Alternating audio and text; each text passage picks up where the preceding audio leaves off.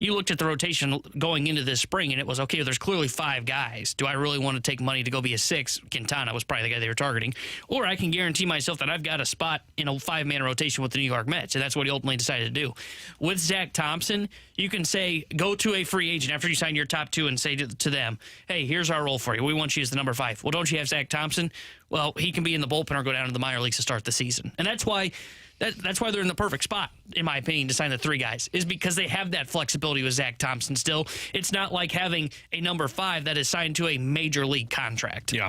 He's Tanner Hendrickson. Bradford Bruns in with us today. I'm Alex Ferrario. Cardinals will be back in action later on this afternoon to wrap up that series against the Milwaukee Brewers. We're going to take a break. When we come back, we've got NFL quick hitters to get into. Thursday night football tonight. We got Blues hockey tonight as well, so Joe Vitale's joining us in 15 minutes. But NFL Quick Hitters comes your way next here on 101 ESPN.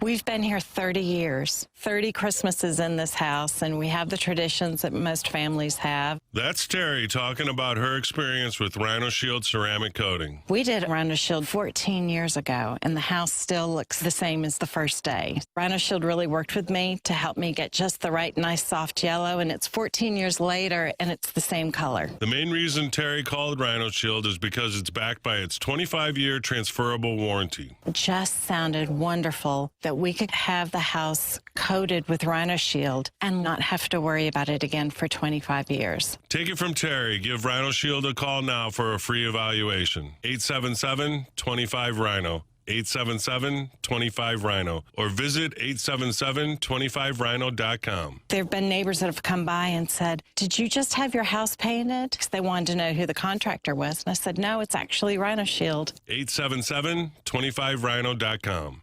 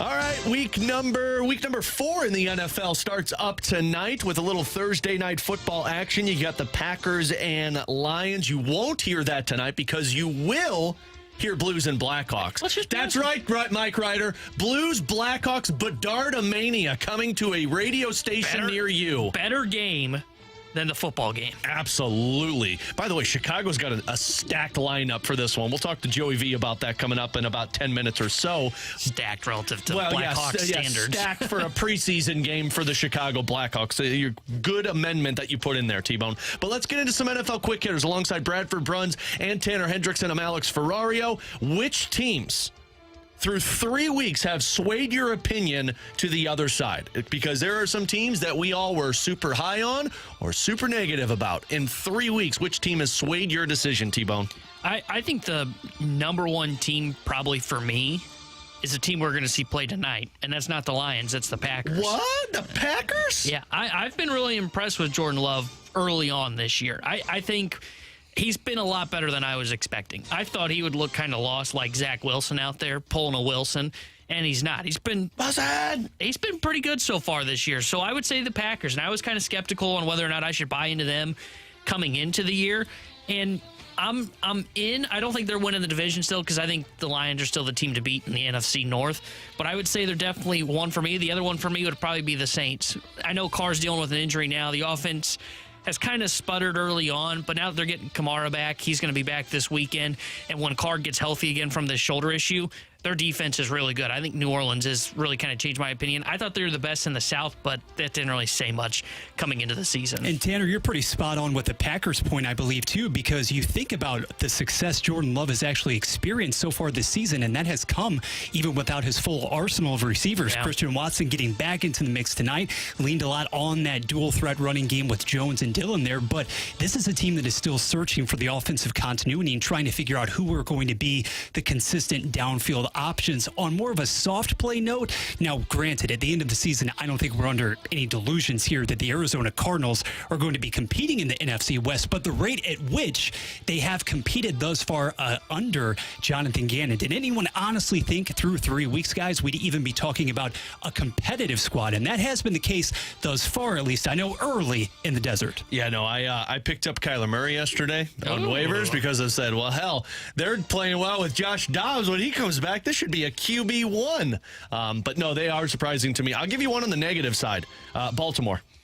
Really? At the beginning of the season, I said Baltimore is a team that's probably going to be in the Super Bowl. After 3 weeks, I don't buy it. And it's weird to say because they've put up 71 points. Their defense has been decent, but their offense does not give me the vibes that they're a contender in the AFC.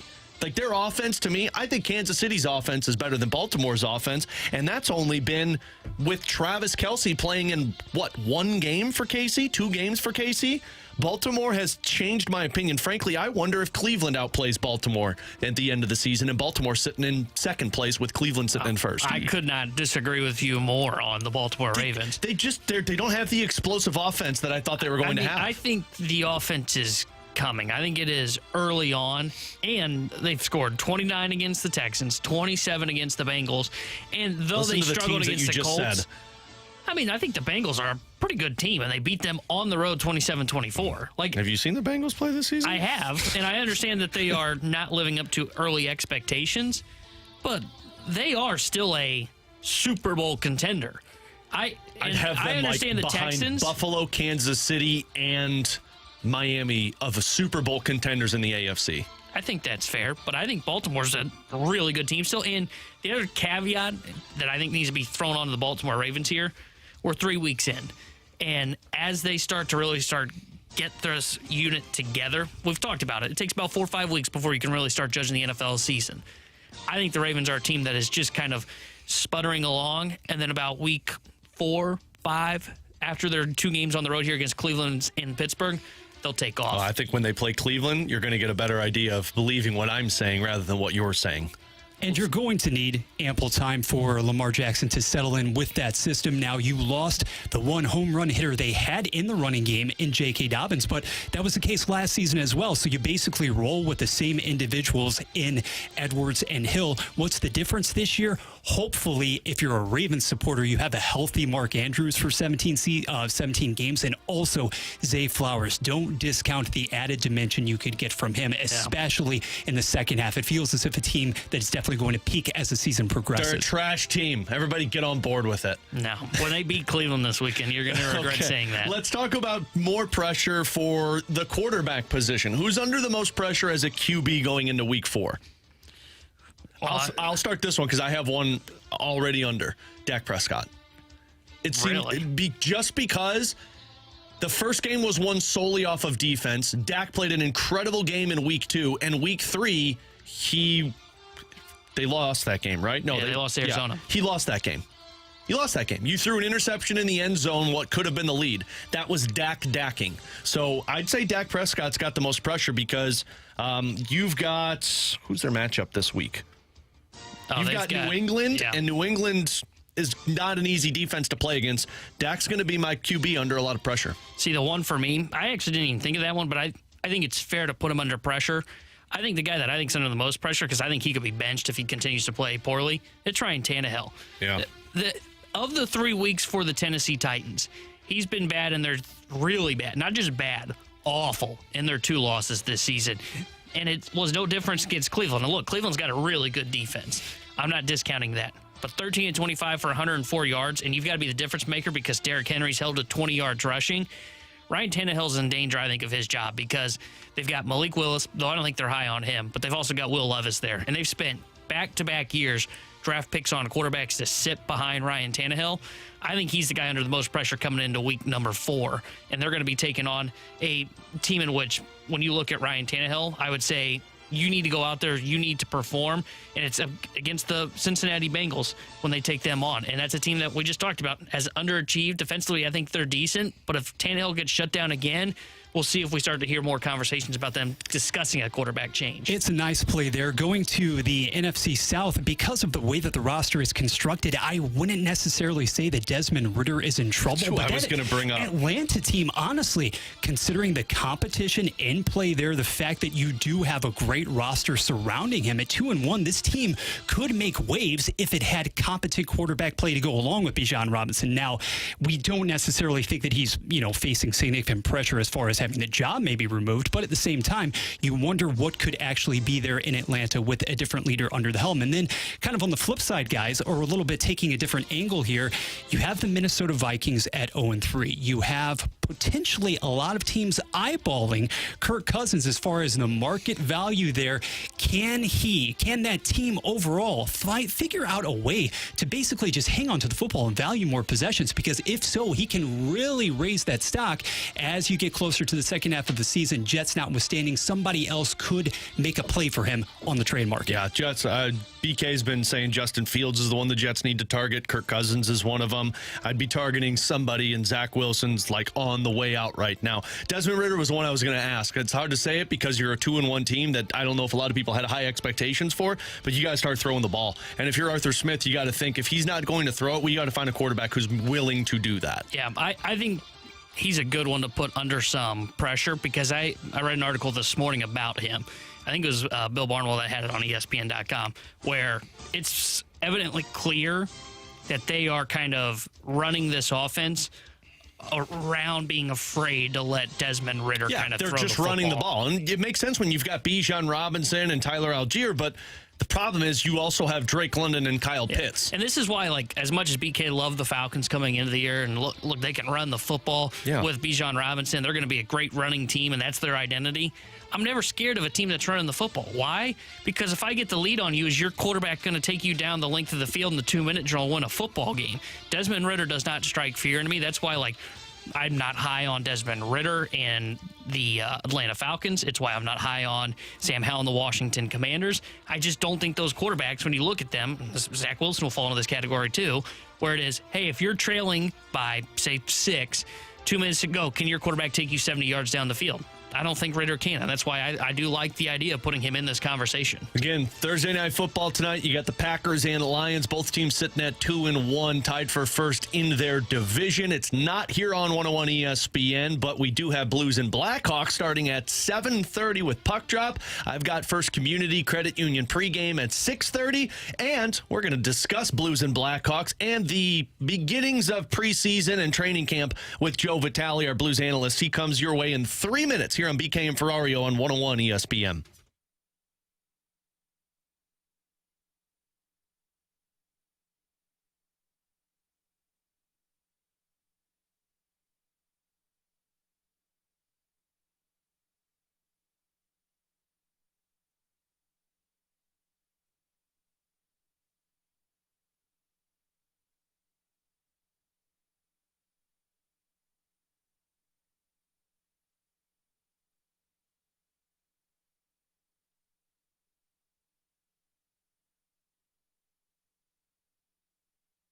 Halloween will be here soon. A night of thrills, chills, and scary costumes. But as ghosts and goblins ask for treats, we all know this night's not cheap. That's why Goodwill should be your store for decorations, treats, and costumes galore. Because as Halloween comes to an end, you'll know you didn't overspend. Shop for your Halloween at Goodwill. Goodwill, changing lives through the power of work.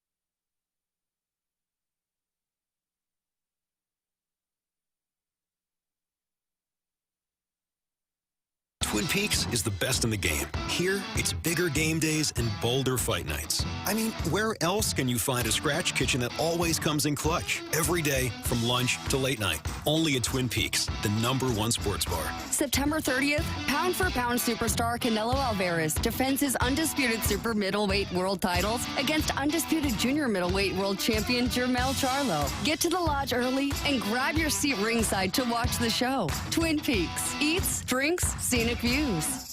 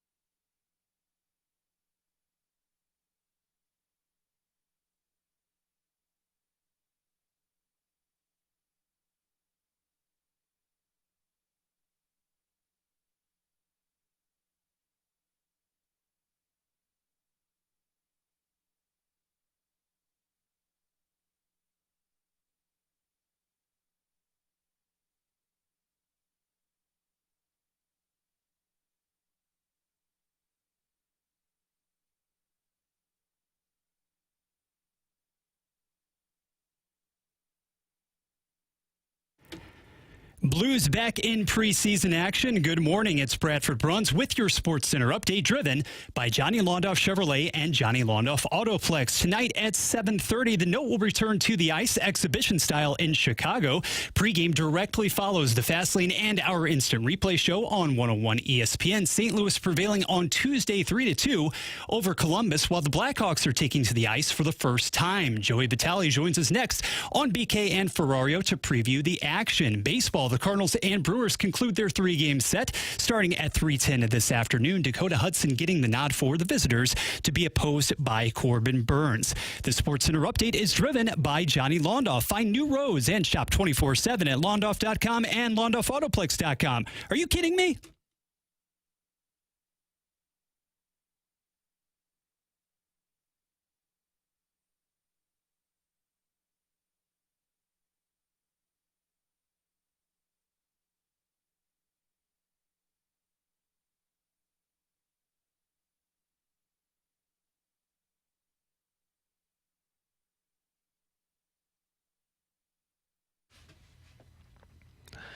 The view from Vitale for Blues and Blackhawks tonight. Our guy Joey V is joining us now on our Air Comfort Service phone line. Joey V, what's going on, my man? Joey. That was the worst intro ever, Joe, because typically BK does it, so I get to chant your name, so that was my mistake. It's okay. Hey, that's how we get better, Alex. Hang in there, bud. Be kind to yourself. I didn't think it was that bad. Okay, I appreciate it. What's going on, Joey V? You ready for the first road trip of the season? First road? I'm not. My wife is. Kids are too. They said this is an opportunity. Dad's gone. Let's run. They have the complete false sense of reality. Like, what do you mean you're not going to be here today? I was like, well, kids, I got to go back to work. Like, well, what do you mean? Like, well, I got to travel.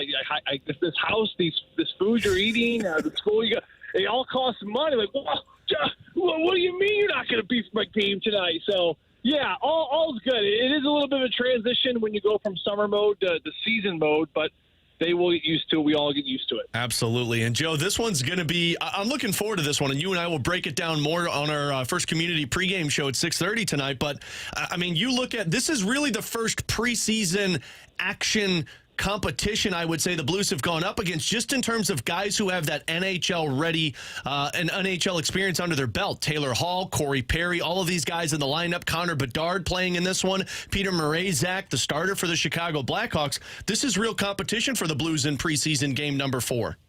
Yes, it is. You know, I think for some of the rookies that had seen Connor Bedard in the rookie camp, certainly got an early taste. But I think for players like Robert Thomas and Buchnevich, they're going to see what Bedard's about, you know, firsthand and in live action, live fire. You mentioned Corey Perry, a veteran in their lineup. Taylor Hall, I think we're going to see probably Ryan Donato on that Hall and Connor Bedard top line. Seth Jones, a proven defenseman, is going to be on the backside. This is going to be a good test. It's going to be a good early test for this team who we're right at the hump, I would say, of preseason. So to no surprise, I think Chicago is looking to get Connor Bedard as comfortable as possible, get him in as many home games certainly as possible. So it's going to be really fun to see. I know I'm certainly excited to call and kind of see Connor Bedard firsthand. You know, one thing fans have talked a lot about, and, you know, it'll probably be on Showcase tonight with Connor is his shot, you know, learning more and more about his shot and how he gets it off and the quickness he delivers it from and how he can shoot it in all areas. Certainly him and Taylor Hall have had some great chemistry early on in preseason. So without question for Robert Thomas and Pavel Buchnevich and some of these NHL regulars for the St. Louis Blues, it's going to be a good test tonight. Yeah, and a good test for Scott Perunovich, who's going to be paired up with Colton Parayko, it looks like tonight. It'll be his third preseason game. Joey, what have you made of Scott Perunovich so far throughout camp and in the preseason? You know, I think that it's been preseason for him. And what I mean by that is there's been some bumps and there's been some ups. I think that this is how it is for a younger player, especially when you deal with as many injuries as Scott Perunovich has dealt with. This is why they're trying to get him in as many games as possible, and that's a good thing because they see him in the starting rotation come opening night there in Dallas. So they're trying to get all the cobwebs worked out. They realize it's not only a young kid, but a kid who has dealt with a lot of injuries, serious injuries too. So get him as many reps as possible because he will be there, I think, come opening night. What do I think of his camp up to this point? I think we've seen probably next to, I would say, Nick Ritchie. Maybe this is the most we've seen of any player up to this point has been Scott Perunovich. And again, I think it's been a great opportunity for him. I think he's had some really, really great bright moments. And I think he's had some moments where you can tell he is coming back from injury, and it's been a long off season. There was one play last game I commented on at the end of the second period. About 6-7 seconds remaining in the period. He had the puck at the point. He had his head up. It looked like he was loaded, ready to shoot, and he dusted it off to make one last pass. Unfortunately, the puck didn't get to the net, and you can see Craig Berube a little bit frustrated on the bench about just having a little bit more urgency about getting pucks to the net. So little things like that. I think he's made a little bit some errors here and there when it comes to getting pucks to the net, maybe making one too many passes. I think the power play hasn't gone as swiftly as he would love for it to go. Keep in mind, a lot of different personnel. I mean, he's getting used to all these players. Kevin Hayes getting used to all these different players. So plenty of reason to make the excuse of why it's not going great on the power play. But I know one thing for Scott, he's definitely looking to try to get into some sort of rhythm play, whether it be with Robert Thomas and Buchnevich. Joe, we still got you, buddy? Ups. There's been some downs. Oh, there you go. Sorry, buddy. I didn't mean to cut you off. We lost you there for a second, but we got you back. You mentioned that shot and shooting opportunity for Scott Perunovich, and we talked about this on postgame the other night, but we're going to get into this a little bit later, and I am curious from a player's perspective. You know, Berube likes to focus on making sure that the shots are quality, but for a team that is also focusing heavily on getting guys to the front of the net more and looking for those deflections, looking for those rebound scoring chances, is that going to be an area of emphasis on this team this year to maybe in the past look for that ideal pass? This season might be more of just get it on net if we've got bodies swarming. You know, it's a good question, Alex, and I don't have the answer to that right now. I know in the past it has been, you know, quality over quantity. You know, you look at the last two periods of last preseason game, there weren't a ton of shots at the net. I think Craig Berube certainly would like more than he saw there, but at the same time, I think that this is a head coach that would rather have a player look for a better opportunity, hold on to the puck instead of just throwing something from the boards to the point that's going to be an easy save for a whistle. But like you said, at the same time, I think at some point you have to throw more pucks to the net. And I think that for defensemen and forwards alike, I remember being on the outside and getting your head up and seeing the net. If you saw a body or two in and around the cage, if it's Peter Mrazek tonight, you feel more comfortable about throwing a puck there. Versus, let's say, you know, you're on the outside and all you see is defenders and then you see the other team's goalie in front. Then you may want to hold on to a little bit more. So it kind of begs the question, yeah, you'd like to see more pucks than that, but I think the first step is getting players to the inside. This was an issue last year pretty consistently where they didn't have enough toughness, I would say, didn't have enough bodies, you didn't have enough presence in front of the other team's net. And I think if you can do that, that's step one. That's going to give the green light, I think, to the defensemen and the forwards on the perimeter more to throw pucks there. And Joey, is that what they're looking for from younger guys like Bolduc to take that next step, is getting to the inside? Same for Jake Neighbors to get to that spot. Is that the way for those guys, if they are going to break camp with the team, is just to make sure they go and park themselves in front of the net? I think so, Tanner. I mean, it's a good question. You know, it's not the easiest thing to do. You know, it's a lot easier said than done. When you go there, you know, there's a price to pay. What do I mean by that? If you try to get to the inside, you try to get in front of the net. I mean, tonight, Connor Murphy, defenseman, he's a big body. He's expected a cross-check, expect a slash behind the legs. Peter Mrazek is going to be poking you. Every team is consistently wanting to make it very uncomfortable if you want to park your butt on top of the blue paint in front of their net. With forwards knowing that, yes, the plan is to get there, but getting there, it comes at a price. A lot of older players, especially this time of the year, don't want to get the knick-knack injuries and get beat up on so soon in the season because it's a long season. But absolutely, if you're Zachary Bolduc, you know, if you're Jake Neighbors, you know, if you're some of these younger players that are looking to stand out in Craig Berube and Doug Armstrong's mind, you know, one of the very controllable things to do in the offensive zone is kind of break through that opening layer in front of the other team's net and just kind of stand there and just kind of sit there. I think Nick Ritchie's done a pretty good job of it so far in camp. We saw he had a great assist, although it was on the power play, had a great assist the other night on the Oscar Sundqvist goal at the goal line, and he took it hard to the net. I think more plays like that. You don't have to be the biggest guy, the strongest, or the most bravest player in the world to do it.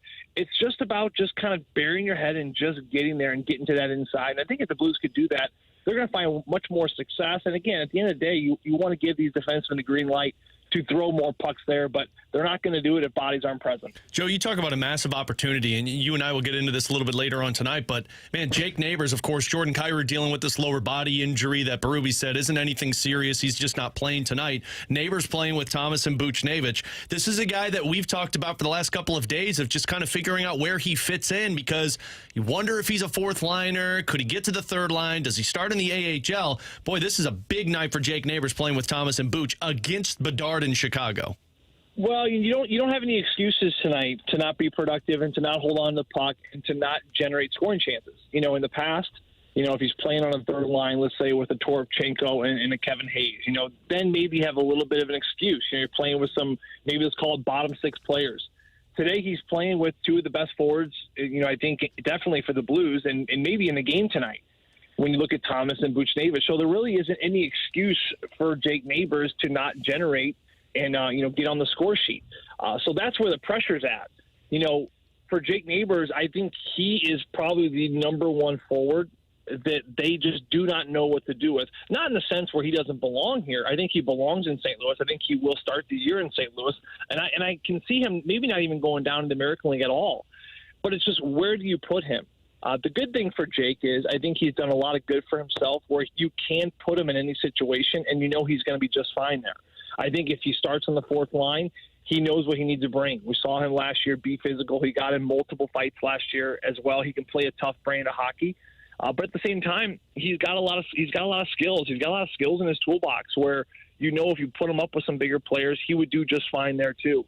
But I would say he is the swing player. He's the player that they don't know exactly where to put just yet, which is the bad thing. But the good thing is, you can put him wherever, and he's going to do just fine in that role. So without a doubt, Alex, you're bang on. I think he is the player that I certainly have circled. One of the 3 or 4 players I've circled in tonight's game to really keep an eye on. Well, we'll talk about him. We'll talk about Perunovich and much more tonight on our first community pregame show. Joey and I got you taken care of at 6:30, and then Joe and Curbs have puck drop against Connor Bedard and the Blackhawks at 7:30. Have a fun trip, my man, and we'll talk to you down the line this evening.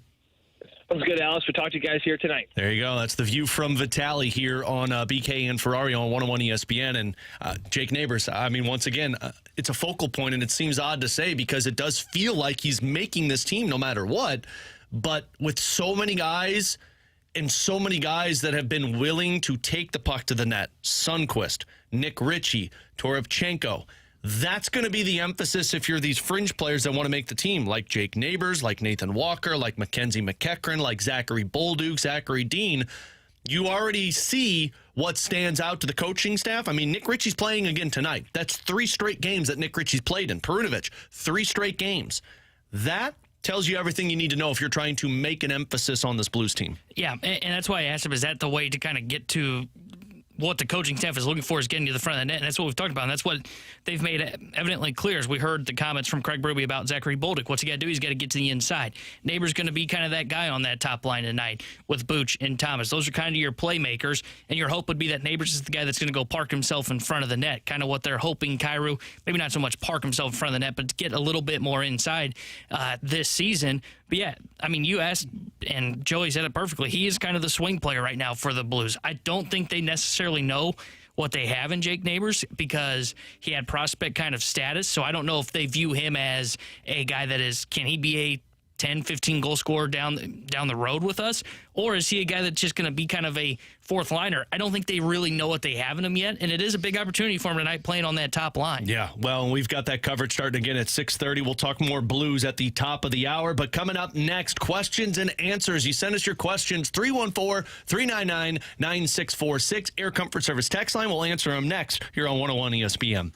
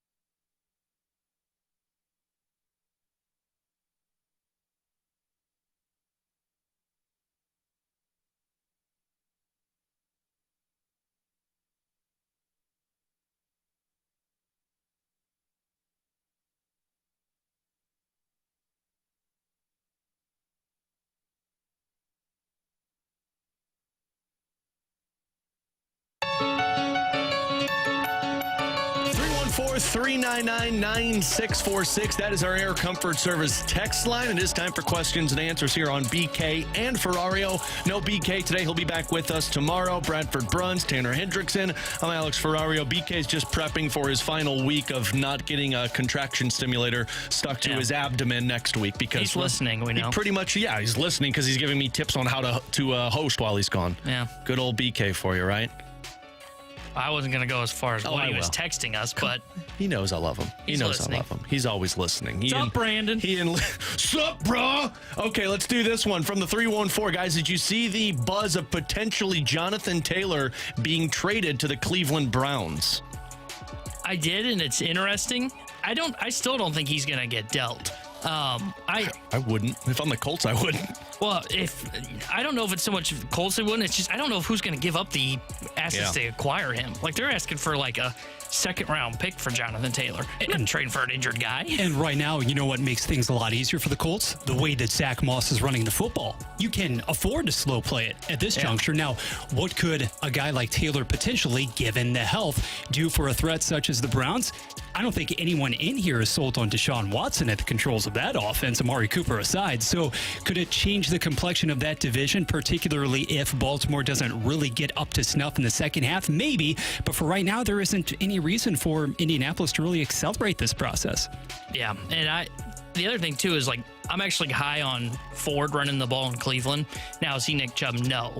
But is he good enough? Better than Kareem Hunt. Yeah, I think he could be good enough to where you don't have to give up a second-round pick. So I think we're going to see Jonathan Taylor and his awkward relationship with the Colts continue to play into the season. I think whenever he gets activated, I expect he's going to be playing for Indianapolis. It's two sides of it, and both sides I wouldn't budge. Like, if I'm the Colts, I'm not going to trade you unless I get what I want. But if I'm another team, I'm not going to give you what you want because Jonathan Taylor's not playing for you. So either he sits or you're going to have to accept what somebody's giving you. So that's the situation that you're in right now. And you're right. Cleveland has obviously shown the ability to win. You're not going to go very far without Jonathan or Nick Chubb, but I like Ford. I think he's been fine. And I think you're going after Jonathan Taylor. You could make that trade. He gets injured in the first week, and now you're right back to square one.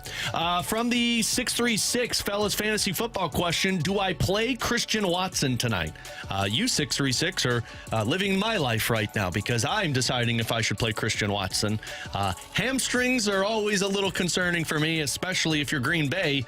You're not going to throw him out there like wide receiver one when you've got your other two dudes who are playing well. Yeah, if you have better options, it just depends on what you have. If you have just running backs or just kind of wide receivers that are kind of boom or bust, then yeah, I would say probably play Christian Watson. But if you have a better option, then I would recommend putting him on the bench just for a week just to see how he's doing with the hamstring. Hamstrings always scare me with wide receivers when they come back because you don't know. They will tell you that he is healthy, but I just don't know how much I would read into that. Well, and it's one thing if it's DeAndre Hopkins coming back where you need them, and if you're Green Bay, like, yeah, you want Christian Watson back, but is Aaron Jones playing in this one tonight? I haven't seen the reports on that. If Jones is playing and you've got Reed and you've got Dobbs, they've got their options right now, so they can slow play Christian Watson a little bit more into this game. 3 words, limited snap count this evening, and if you are Green Bay anyway, you want to limit Detroit's time of possession. You do that by running Jones, Dillon consistently, and then working Watson in rotationally. Yeah. From the 314, guys, Jake Neighbors, you just talked about him. Could he become a Swiss Army knife like Alexander Steen did for the Blues? This is a good comp, and I forgot who asked it, if it was JR or if it was Lou, but they asked Craig Berube about Jake Neighbors, and Berube was very adamant about the style of Jake Neighbors and they said, do you have a role for him? And Berube said, well, yeah, his role is he can move wherever we need him to. He can be a top-line winger for us. He can be a bottom-line winger for us. He plays physical. He can score goals. Like, they view him that way, which is why I would lean more towards the side of not sending him to the AHL, because you're going to have to get him to develop at the NHL at some point. You've seen he can produce in the AHL as a top winger. Now you've got to let him figure out how to thrive in the NHL. The hard part of comparing it to Alexander Steen is Alexander Steen was a first-line winger who scored goals that became a Swiss Army knife. Jake Neighbors might just be a Swiss Army knife. Like, that's the difference in this conversation. Yeah, I think Jake Neighbors has the potential to get to this point where he can be a fourth liner that can maybe play up, or is a third liner that will play down if needed on the fourth line. I don't think he's there yet, but can he get there? Sure. I think the guy that's probably the Swiss Army knife for the Blues this year is Sammy Blais. I think Blay's going to be that role this year. I think they've got like 4 Swiss Army knives. I think Blay's that. I think Neighbors can be that. I think Toropchenko can be that. And frankly, Sonny can be that. I mean, your fourth line, and I mean, I didn't even throw Nick Ritchie into this. Nick Ritchie has been a top 9 winger before. Your fourth line is full of Swiss Army knives. And part of me wonders if that's what the Blues were trying to accomplish this offseason. If Verana doesn't stay healthy or perform, if Kapanen doesn't perform, if Blay doesn't perform, if Saad doesn't perform, well, okay, we got Sonny. All right, we got Ritchie. We got Neighbors. Like, they've got a lot of dudes that can interchange in your lineup rather than last year where your top 6 were your top 6. Your bottom 6, if they played in your top 6, i.e. Josh Levo, you were wondering what the hell's going on right now. See, I think if they get to a point where they have to go, whatever it is, Verana's hurt or Verana's not playing well, and they've got to say, let's push Neighbors up into the top 6, or let's push Ritchie into the top 9. I think they're not a playoff team because the guys that they needed to perform didn't perform. And though those guys can do that role, like, I want those guys like in that role for like 3 games, if that, and they need to be on the fourth line. Yeah, and Alex, correct me if I'm wrong, but given what we saw from Blay last season and then in the offseason as well in the world stage, the evolution of his game, you would hope that the progression is there, that you become basically a plus Swiss Army knife, that you continue to see that progression and he evolves into more of a player than just that designation. And that's why it might benefit him more, and Curb said this yesterday, to Bradford, your point, it might benefit you more if you're Jake Neighbors and the Blues in terms of his development to keep him at the NHL level. Because, again, he played at the AHL last year, was a top winger for him, and he produced. It wasn't like earth-shattering, but he produced. Now you're going to have Jake Neighbors figure out how to be a third-line player one night, a first-line player another night, and then a fourth-line player that third night. Welcome to the NHL and role players, and Craig Berube seems to have a lot of faith in him, loves the kid. Tonight's that next opportunity. He's been a third-line player already in preseason. Now you get to be a top-line player to go up against Connor Bedard and Taylor Hall. Welcome to figuring out if you can handle defensively and hold your own offensively against this team. Tanner Hendrickson, Bradford Bruns, I'm Alex Ferrario. Appreciate all of your text messages. We've got, believe it or not, everybody's favorite Thursday segment coming up in about 15 minutes. But coming up next, we'll continue the Blues conversation because Curb said something yesterday about the mentality offensively from the Blues and what it's been the last couple of years. And I believe it's going to have to change more effectively if this team wants to have success. We'll discuss next here on 101 ESPN.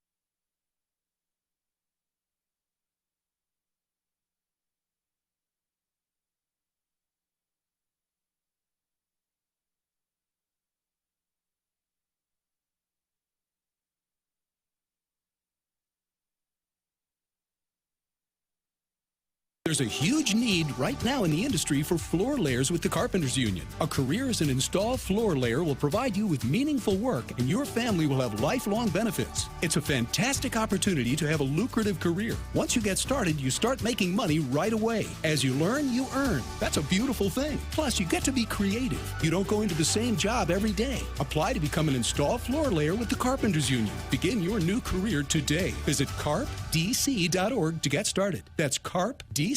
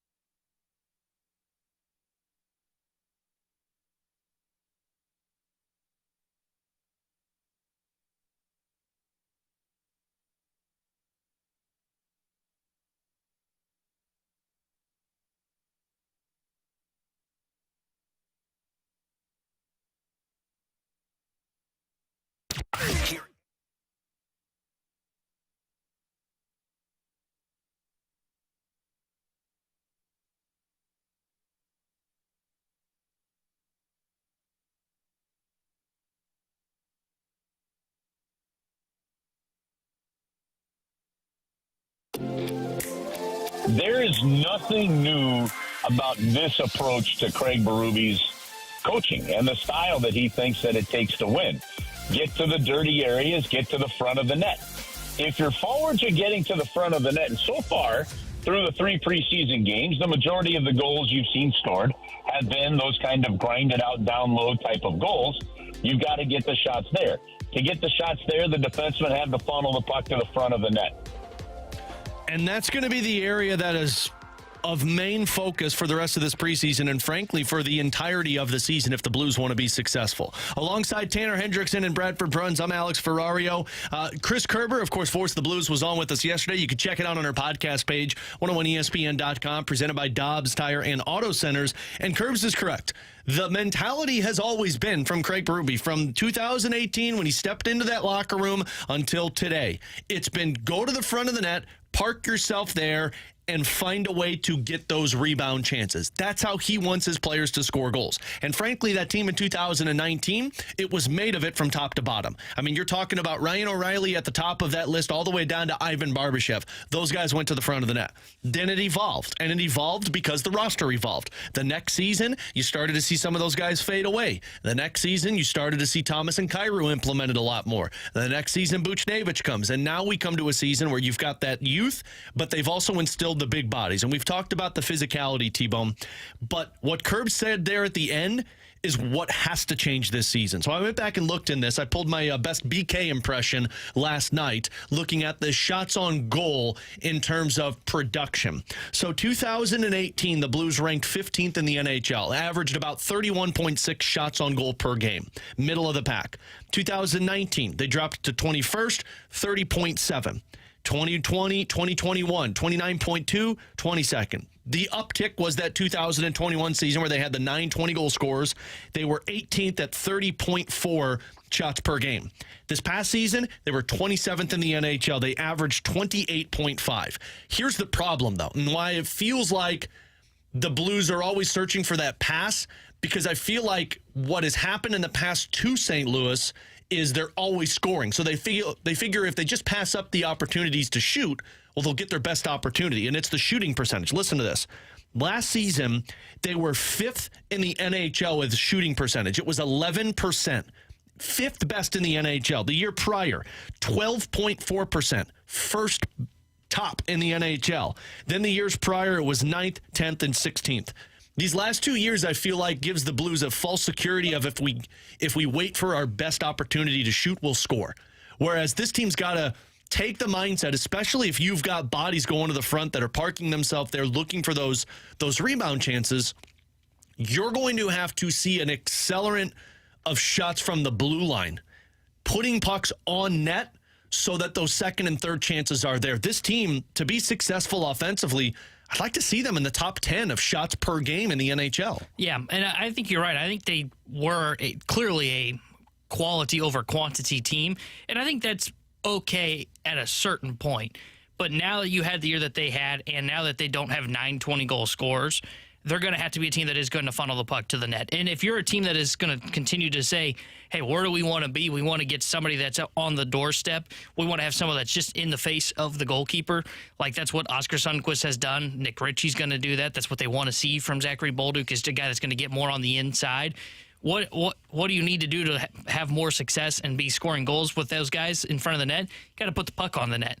You got to have more rebound opportunities, because it's one thing to go to the front of the net. It's another to have an opportunity to be able to score a goal there because your teammates are putting the puck on net, creating havoc in front there. So I think it is something that you're right. They're probably going to have to be around top 10, I would say, if they're going to be putting pucks on net, because you're not going to be scoring goals off of rebounds if you're not shooting the puck on net. And that's the whole thing of, like, okay, it's one thing to go park yourself in front of the net, but if the puck's not being put on net a lot, you're not creating that havoc. And last year they were last in rebound chances, and that's something that's going to have to change this year. When you look at the top 5 in goals scored last season, Florida, Toronto, or I'm sorry, this is the 2021 season. Let me update my stats.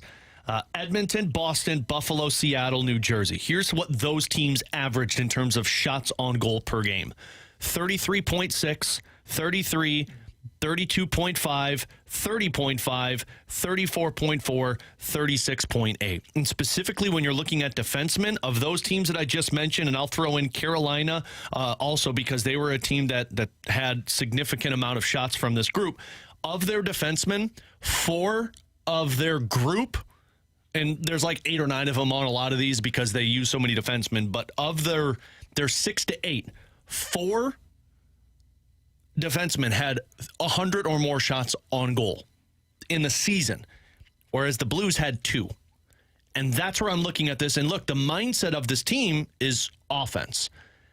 Perunovich, Krug, Falk, Leddy, Parayko, all of these guys have the offensive ability to score 10 or more goals in a season.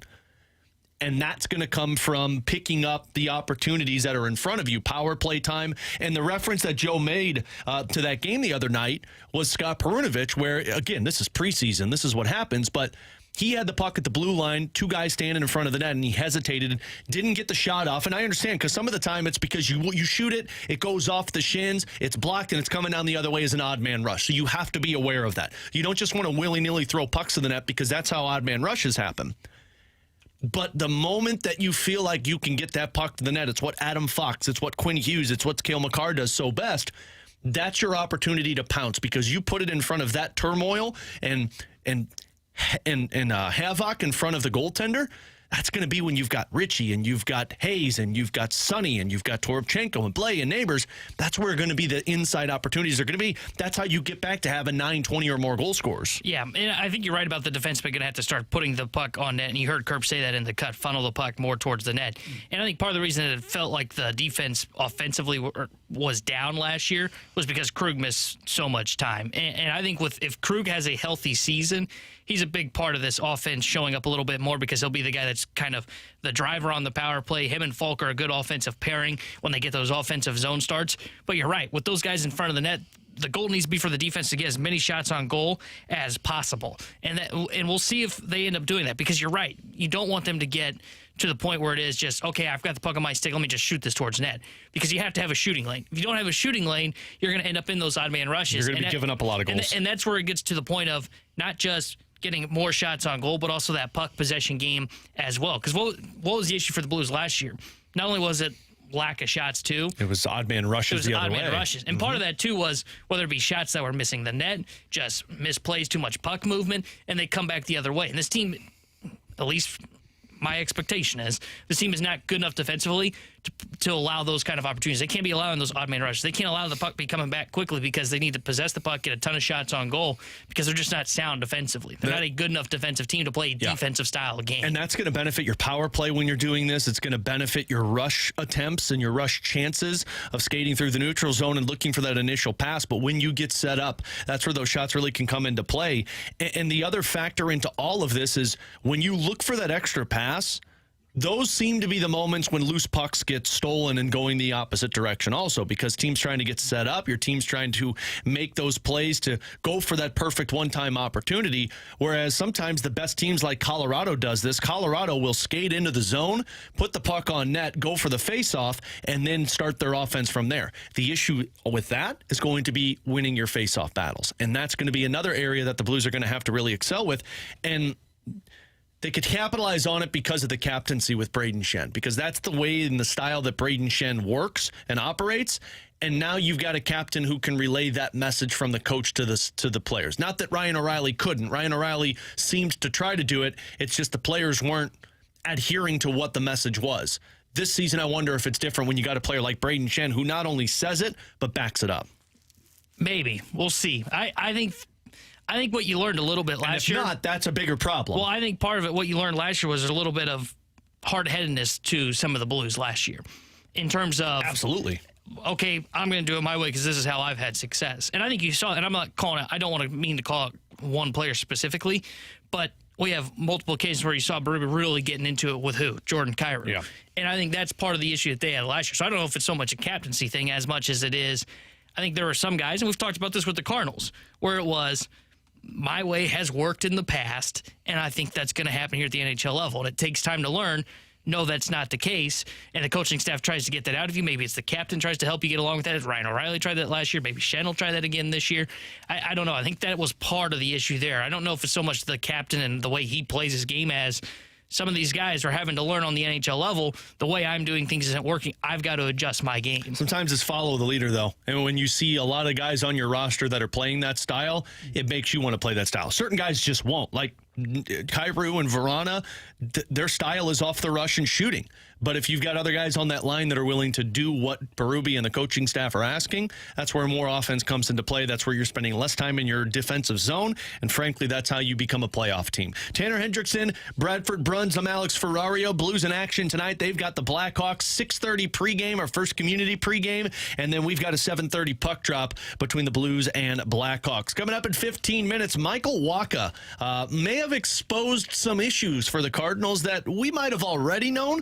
We'll discuss that in a bit, but it's Tanner's favorite day of the week. It's Thursday, which means it's time for Believe It or Not here on BK and Ferrario on 101 ESPN.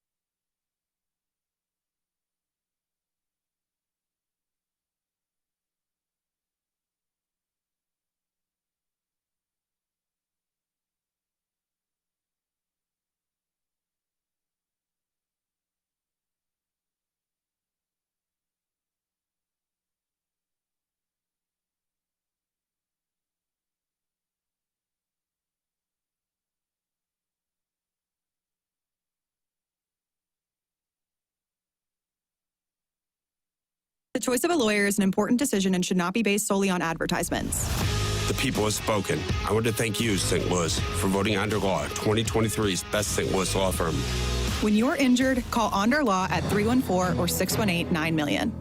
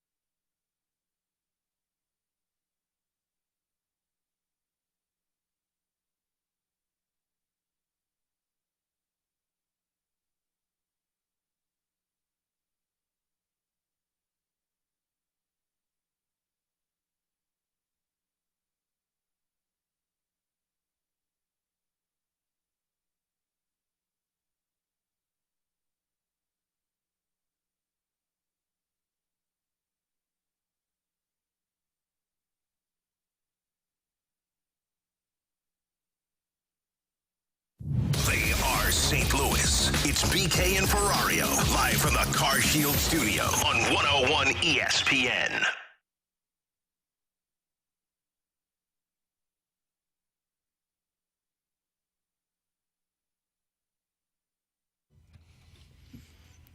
T-Bone. Oh yeah. You ready for this, baby? Yeah. This won't be as bad. This won't be as bad as last week. Last week was brutal. We were delayed. Hit it, my man. Believe it or not, I'm walking on air. I never thought I could feel so free. Flying away on a wing and a prayer. Who could it be? Believe it or not, it's just me. There it is. Brun's jumping in on that one. Believe it or not, it's a Thursday. Hey, believe it or not, it's a Thursday. Yeah. You know what I can't believe? All over my face I on know, that one. dude. You were flying everywhere over there. It was intense, man. I got into that one. Blues, Blackhawks. You know what I can't believe? What? I can't believe Brandon Kiley decides to take off a Thursday to skip Believe It or Not. You know what I can't believe? Bradford Bruns just stepped in and said, believe this, boys, I'm jumping in. And if you're coming in, come into play. Boom. Exactly. Coming he was in. better than Brandon Kiley. Oh, he's much better than Brandon Kiley. So congrats on that one, Bradford. We've kicked BK out of the band, and Bradford can be a part of it. Still TBA, real band member. which is great. TBA. Oh, yeah, that's right. Still TBA. Sorry, BK. You lose this one. All right. 314-399-9646 is our Air Comfort Service text line. As you can send us your Believe It or Not scenarios, and we'll tell you if we are going to believe it or not believe it. Let's start with this one, fellas. We just talked about the shots for St. Louis.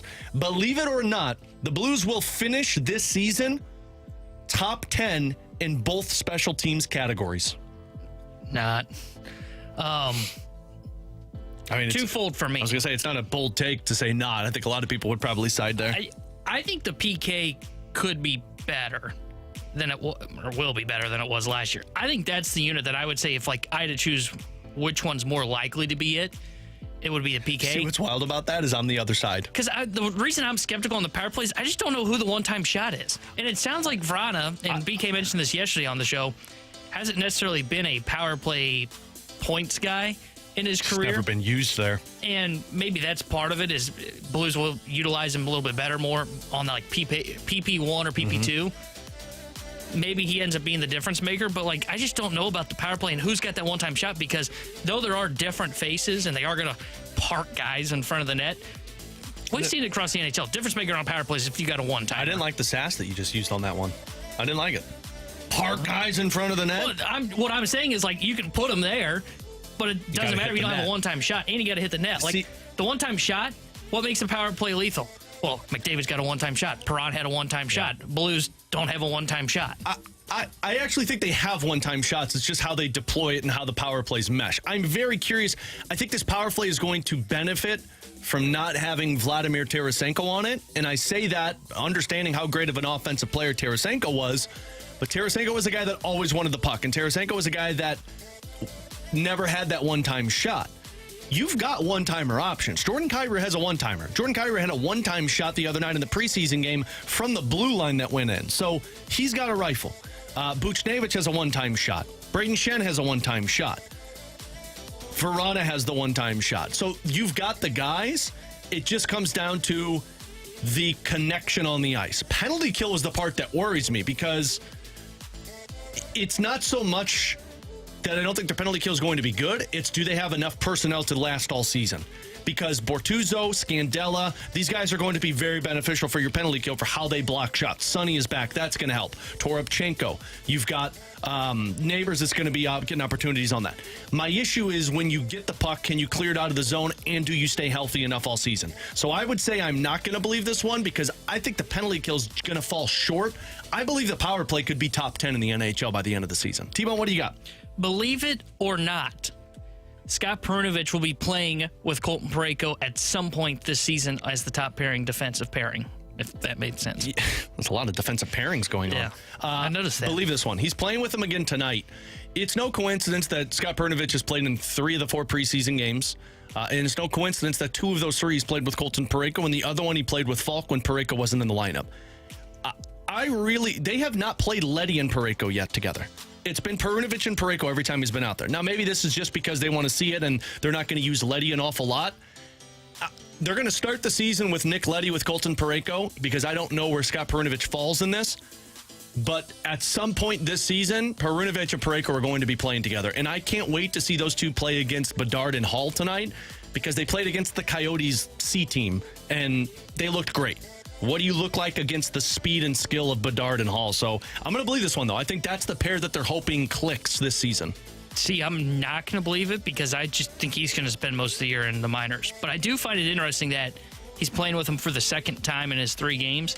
And we're not seeing Leddy Parayko again. Leddy played with Falk in the last game. I was say he's played just 1 game, right? He didn't play in the. Oh no, so we didn't play with Falk. Yeah, Leddy played with Scandella. That's a third pair right there. Yeah, so that is interesting. It was Falk Perunovich and Parayko Perunovich. I think it is one of the. It could just be one of those where it's don't read too much into it. It's we're just trying to get him the most ice time possible, and we are just kind of experimenting with this. Which is not so much for this year, but potentially next year.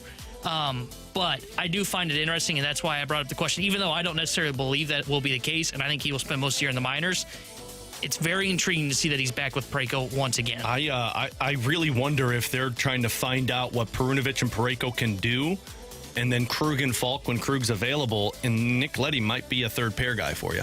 Which isn't a bad thing for Nick Leddy. I mean, I think Nick Leddy would be one of the better, if not best, third pair defensemen playing in the NHL, but it's intriguing that they're going that route. Bradford, what do you think? Let's go to the college gridiron guys, actually, in honor of BK, if we may. So, Mizzou, this week, ranked in both polls for the first time since 2019, feeling a lot of love going up against a pedestrian Vanderbilt team on Saturday. Now, bear in mind, Brady Cook, Luther Burden, likely to have limited practice time this week. I would contend that the absence of Darius Robinson, calf injury there, could be even more troublesome for the Tigers on Saturday, generating that pass rush. Believe it or not, though, the Tigers are going to fail to cover that number of 13.5 going up to 14 in Tennessee. Believe it.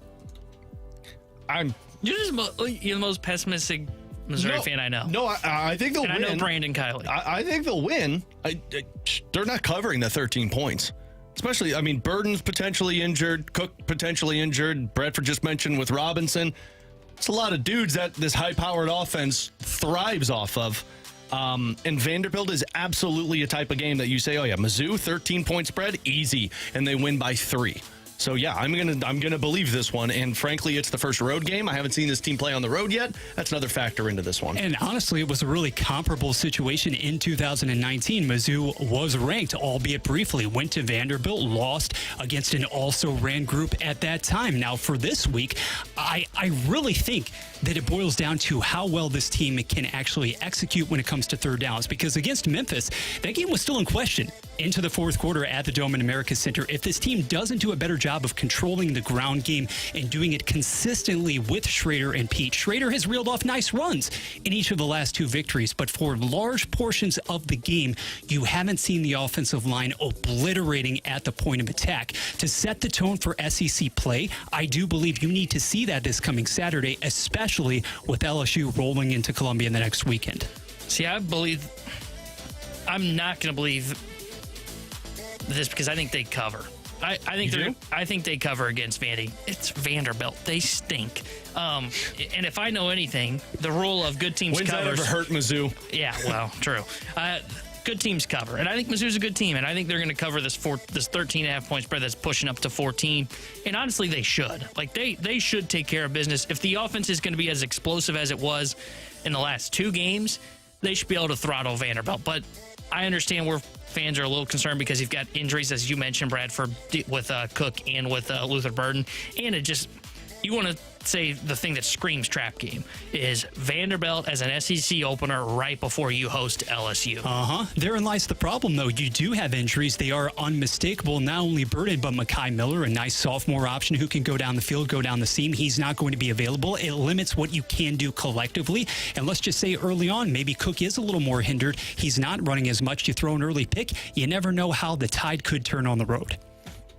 They're absolutely going to lose in this game, and I'm going to be so pissed off on Monday. Who's more pissed off on Monday, me or BK if Mizzou loses? BK. Yeah, absolutely BK. I don't get that upset about Mizzou. 636 with Believe It or Not, our Air Comfort Service text line 314-399-9646. Believe it or not, tonight's football winner will be the winner of the NFC North. I'm not going to believe it because I don't think this one game determines the NFC North. I think it's going to come down to the wire. I still think I still think Detroit is the better team. So even if Green Bay wins tonight, I would still come on the air tomorrow and go, I think Detroit's going to win the NFC North. I just think they're all around better. I think Green Bay's closer than I thought they were going to be, but I don't think they can win the NFC North. Not much of a stretch if you consider the other two teams are pretty much irrelevant in the grand scheme of things. Amen to that. Whoa, Minnesota could come back. No, they couldn't. No, they couldn't. The only thing that they're going to come back from is, nothing. They're coming back from anything. Is Cam Akers going to lead them back, Tanner? Yeah. When he's ready to draft. If I learned anything as a Rams fan, team. That guy. Madison went for 90+. He was at least visible. Yeah, well, better than what he could say in the first couple weeks. I'm not going to believe this one because I think if the Packers win, they're going to be the second place team in that division. I frankly see the Detroit Lions as the best team in that division. And once they get Jameson Williams back, once they get back to the health of David Montgomery, they're going to be a powerhouse offensively. So, yeah, I'm not going to believe this one. I think it's the Lions no matter what the outcome of tonight's game is. Final one on Believe It or Not. Believe it or not, the Blues, if they are out of the playoff picture if they're in the playoff picture at the deadline, they add to their roster. Oh, man, I'll say believe it because I think if they're in the playoff picture or they're right around it, originally I would have said they probably sell off pieces, but I think I get the sense that there's some pressure to get back in the playoffs. And I didn't necessarily have that before training camp opened up. I thought it'd be one of those where the smart move probably would be to sell some pieces off like Vrana Kapanen. Maybe they end up doing a little bit of both, selling and buying, kind of like they did last year. But I think there's a real sense of urgency to get into the playoffs. So if they're close, they may look to add. Now, I'm not saying they're adding something of significance. It could be like, okay, we're dealing with injuries. We need another fourth liner to be brought in here. Maybe they add and look to upgrade there. But I could see where they added the deadline possibly, as long as it's nothing that is significant assets they've got to give up. This is going to sound weird to people. I'm not believing this one. Frankly, the only way they're adding at the deadline is if they're the top team in the Central. Doug's not going to add. All right, well, they're not going to do that then. Yeah, I mean, Doug's not adding. Look, you've got a first-round draft pick this upcoming draft, 2 seconds and 2/3. I mean, if he's retooling, and the mindset of Doug Armstrong is retooling, he said to Randy on 101 Sports on Fox 2 that, like, his mindset, this team is that team when he came over in 2010. And if that's the case, that team missed the playoffs 2 years. But can you do... Can you do both? And this is what I was going to say. They're not going to add unless it's a defenseman that has term. What they'll do is they'll either keep one of their Vrana Kapanen free agents and they'll trade the other one for either a young defenseman that has control or a draft pick that they can flip in the offseason that results in them getting to that defenseman. Let me clarify my question when I say do they do both. Can you both be retooling and show a sense of urgency to get into the playoffs this year? Because I feel like that you can't. I think you. And again, I'm not necessarily saying like. Here's what it relies on. It relies on your young players. It relies on Bolduc, Dean, and Snuggerud. Like if those three are performing, and Snuggerud, when his college season's over, is able to come in and contribute like Matthew Neese did for Toronto last year. If Bolduc is tearing up the minor leagues, you can add in terms of. You can retool in terms of trading away Vrana and Kapanen if they're having a good season and bringing in assets, and then add in terms of bringing up these young players that can help out your team this season. I wouldn't call that a sense of urgency. I would call that selling off. Yeah. And I would say a sense of urgency would be, yes, we're retooling, and that's where, like, I think this is fascinating because you're right. I don't think you give up much of significance in all those picks that Doug has. But I don't think you can say we have a sense of urgency by getting in the playoffs by then trading Vrana and Kapanen. You almost have to add to the roster if you got a sense of urgency. I think the sense of urgency is only if the team looks like it took a really good step forward. Like the sense of urgency comes into what I said, the scenario of you're a top 2 team in the Central Division and the top 2 team in the West. That's where the sense of urgency says. See, to me, that's not a sense of urgency because you're in the playoff picture. Yeah, but if you're a fringe player, Doug's not going to use the sense of urgency of, we got to get to the playoffs to stunt the future of the team. Well, then it's a retool. Because it's always been a retool. And then, all of what they've been saying of we got to get back to the playoffs, we need to get back to the playoffs, has just been I think they understand smoke. They have to get back to the playoffs, but they also want to get back to the playoffs and stay in the playoffs. They don't want to just they don't want to do what Nashville did, where you just get to the playoffs to say you made the playoffs and then have to go into a rebuild. You want to get to the playoffs like you did in 2013 and then stay in the playoffs all the way up until 2021 when they missed the playoffs. That's what they're hoping to accomplish, and I believe that the front office and the ownership group are on the same page there. So if you're just a fringe team, like last year's a bad example, but if you're a fringe team that year that they traded off Paul Stastny and everyone was like, what the hell's going on? That's Doug sticking to the plan of realizing, hey, this was a good season, and we're hoping we can still push for the playoffs. But I've got to keep that first-round pick and maybe bring in another first-round pick so that in the offseason, when Noah Hannafin becomes available via free agency or ex-defenseman's available, that's where my urgency and aggressiveness comes into play. But, and here's where I think it's different. Now, you correct me if I'm wrong here. Didn't they make the playoffs the year prior to the Stastny trade? If I'm not mistaken, I'm looking this up now because they traded him in 17-18. Yeah, that's the year they missed. The year prior, they got to the playoffs, and that's where I think it's different. But it was a pending UFA, and they realized where they were. But that was, we're going to miss the playoffs for the first time. This would be, we're going to miss the playoffs for a second straight year. Yeah. And if ownership wants to get back to the playoffs, I don't know how you can go to ownership and say, well, we're kind of close.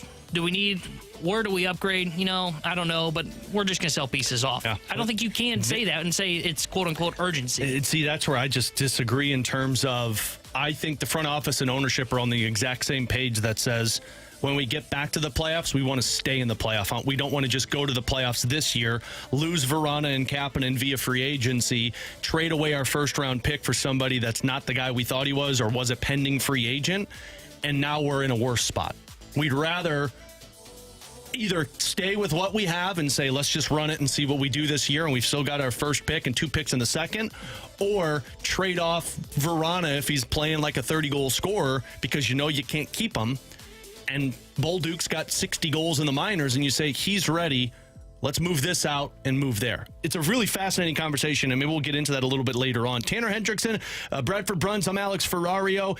Thank you, everybody, for the Believe It or Not scenarios. Coming up next, Michael Wacha kind of dropped some nuggets on the Cardinals facility that may have opened some eyes and might be the reason the Cardinals have had these issues in the past. We'll get into that next here on 101 ESPN.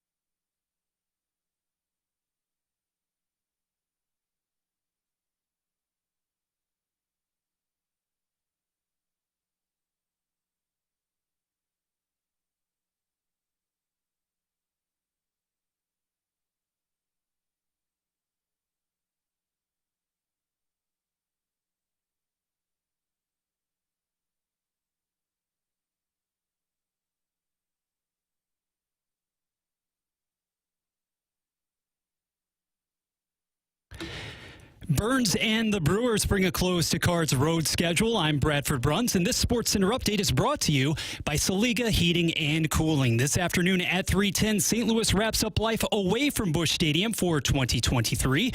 It's the finale of a three-game set in Milwaukee with Dakota Hudson and Corbin Burns squaring off in the mound matchup. The Brewers came out on top last night, 3-2, getting to the Cardinals' bullpen once Zach Thompson departed. Jordan Walker did extend his hitting streak to 11 straight. Hockey, the Blues visit the Windy City in a matter of hours. Puck drops happens right here on 101 ESPN at 7:30. The number one selection in June's NHL draft, Connor Bedard, suiting up for the host Blackhawks. This Sports Center update was brought to you by Saliga Heating and Cooling, an independent American Standard heating and air conditioning dealer.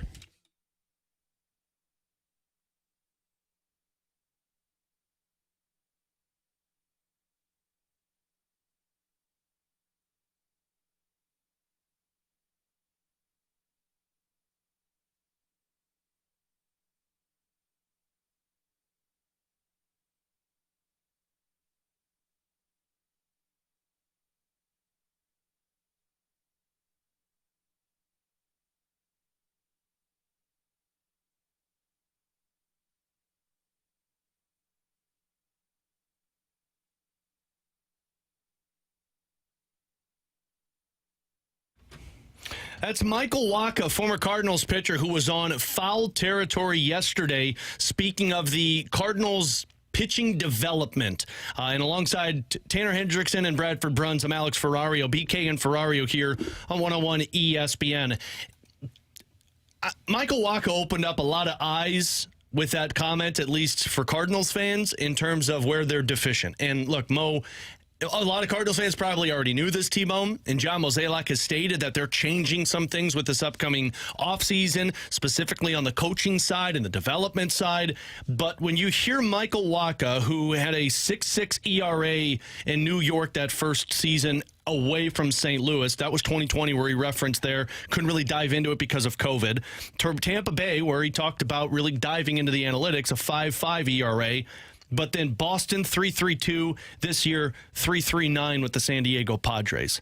If this is where the Cardinals are behind and why not only development struggles, but why starting pitchers that they bring in from the outside struggle to thrive here in St. Louis, well, this has the red alarm bells going off all around it. And if you're the Cardinals, you have to fix this before you even get to the offseason, because not only does it hinder your ability to develop your young pitchers, but it also hinders your opportunity to go out there and sign the elite free agents. Because if I'm Blake Snell, if I'm Aaron Nola, if I'm Yamamoto available free agency, and I've not only heard Michael Wacha say this, but I heard Zach Gallen talk about this. And there was another pitcher that talked about the system for the Cardinals. It was just different than where they're at now. Somebody else had mentioned this on Foul Territory. That's going to sway people away from viewing St. Louis as a destination as a pitcher. Yeah, the reason this comment really stood out to me was it tells the story of how the Cardinals and Mets fell behind, and you saw that come to head this year. Yeah. And it's not so much of what they're doing at the major league level, because, look, I think the major league level, they can fix guys. I think Dusty Blake kind of showed that this year by fixing Jordan Hicks and the work that they were able to put in with him, how they're able to help Matz kind of rebound from the slow start and get going from starter to bullpen back to starter. And we've seen what they've done with Zach Thompson. Now he's been back up with the team. I don't have any issues about what they've done at the major league level in terms of how they're working with the guys. The issue that the Cardinals have fallen super far behind on is what he said there in terms of in their development system and not being familiar with the analytics from underneath in the belly of the minor leagues, where they can help guys with a pitching lab. That's what Tampa Bay does. Mm-hmm. They've got a pitching lab. They help those guys look at the spin on their stuff, help them work on the shape of their pitches. Cardinals don't really have that, and they kind of stuck with that mindset of let's kind of just pitch to contact. We don't really need that swing and miss. We don't really need to dive completely in on the analytics side in terms of looking at a pitching lab for our minor league system. You've got to have that now. And that's where they fell behind. And that's why you're seeing where you look at their minor league system, you go, who's the next guy? The first step is admitting there is a problem, that there is a fly in the ointment. There's a problem right there. Now, once you've identified it, however, the quandary is how much can you revolutionize the setup in the span of one off season. You already mentioned, Tanner, the fact that the Cardinals, the Mets, some of these larger market outfits are now behind the 8 ball. They are decisively behind. Well, when you're playing catch up, when you are tasked with that process and these smaller market organizations are in advance of you, it's not going to miraculously turn over in an overnight way. So the pessimist, I think, and a lot of fans, you're led to believe here, yes, okay, the identification is there, but at the same time, just how much is it going to really influence the decisions of the free agents to be the pending free agents out there? Because right now, maybe you're facing an uphill climb that you simply can't make this winter. That's the worry. See, there's two issues if I'm the Cardinals going into this offseason. One is my development of young pitchers, which, I mean, look, we talk so negatively about it because of what it's been.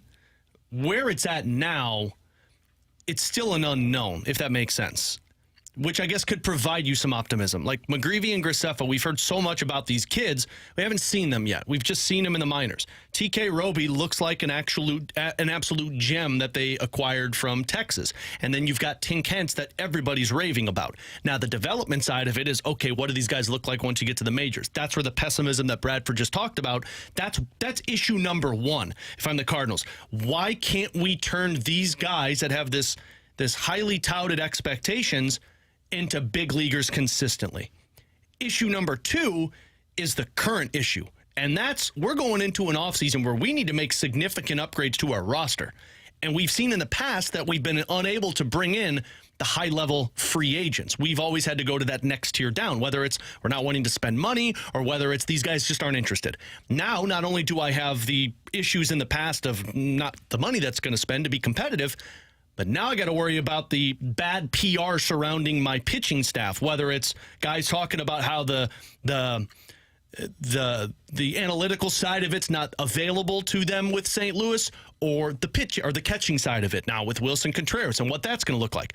There's two main issues for the Cardinals that you're going to have to figure out how to resolve for the short term and the long term, which is the concerning part for everyone, I would imagine. Yeah, and I'm more concerned about the minor league development that they are working on right now, because that's what Wacha is referring to, is they didn't have it in the minors. But does that provide you more optimism at the least, in terms of you still have opportunity to fix that?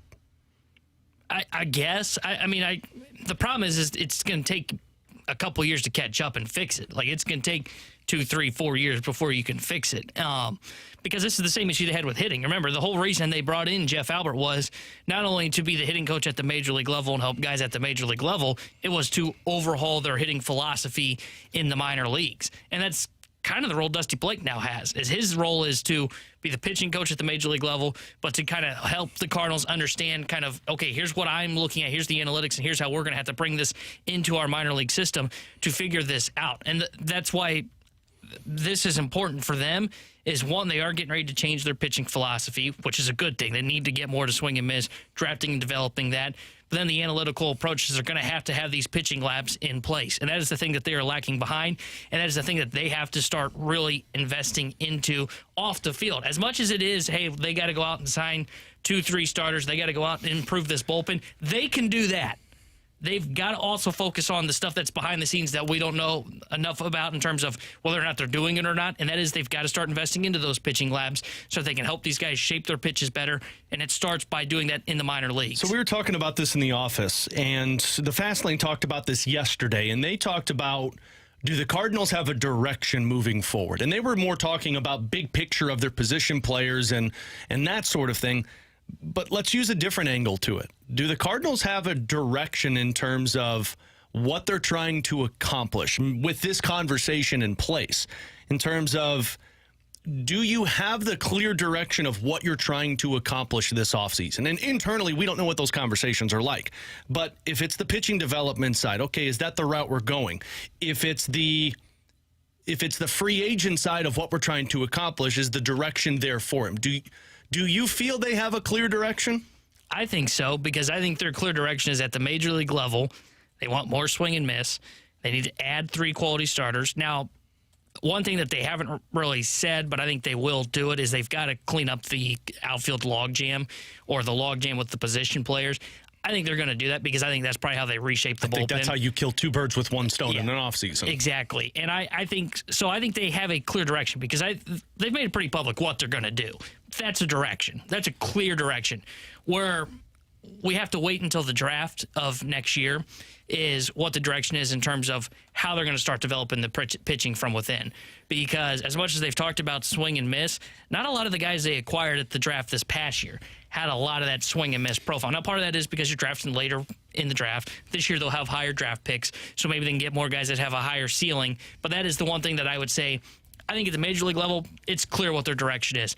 The minor leagues, I think it's a little fuzzy right now, but I do think it will kind of clear itself up once you get back to the MLB draft. That is the primary focus because in a lot of ways, guys, the last month or so, has that not cleared up for us a bit of the picture, made it a little more clear as far as that outfield, the logjam about which so many people still want to talk? Because when you look at this roster for next season, can you really envision Tyler O'Neill in place? Can you envision Dylan Carlson playing an integral role? No, at this point, the evaluation stage has been such that at this point forward, you can cut bait if necessary in those departments. So it's all about the hurling, quite honestly, moving forward. It's just a question of, can you adequately address these two primary overarching issues in the course of the span of just a few months? That's the real question. I think if you're searching for direction, I think you have to solve a couple of internal things. You mentioned the logjam. You also need to resolve this Wilson Contreras thing, whether it is just from the outside noise or it's internally you're having these discussions. And then you've got to resolve the issue that is revamping your bullpen. The other stuff has to be the focus, but primarily your direction, you're at least making it very clear, is wanting to win right away.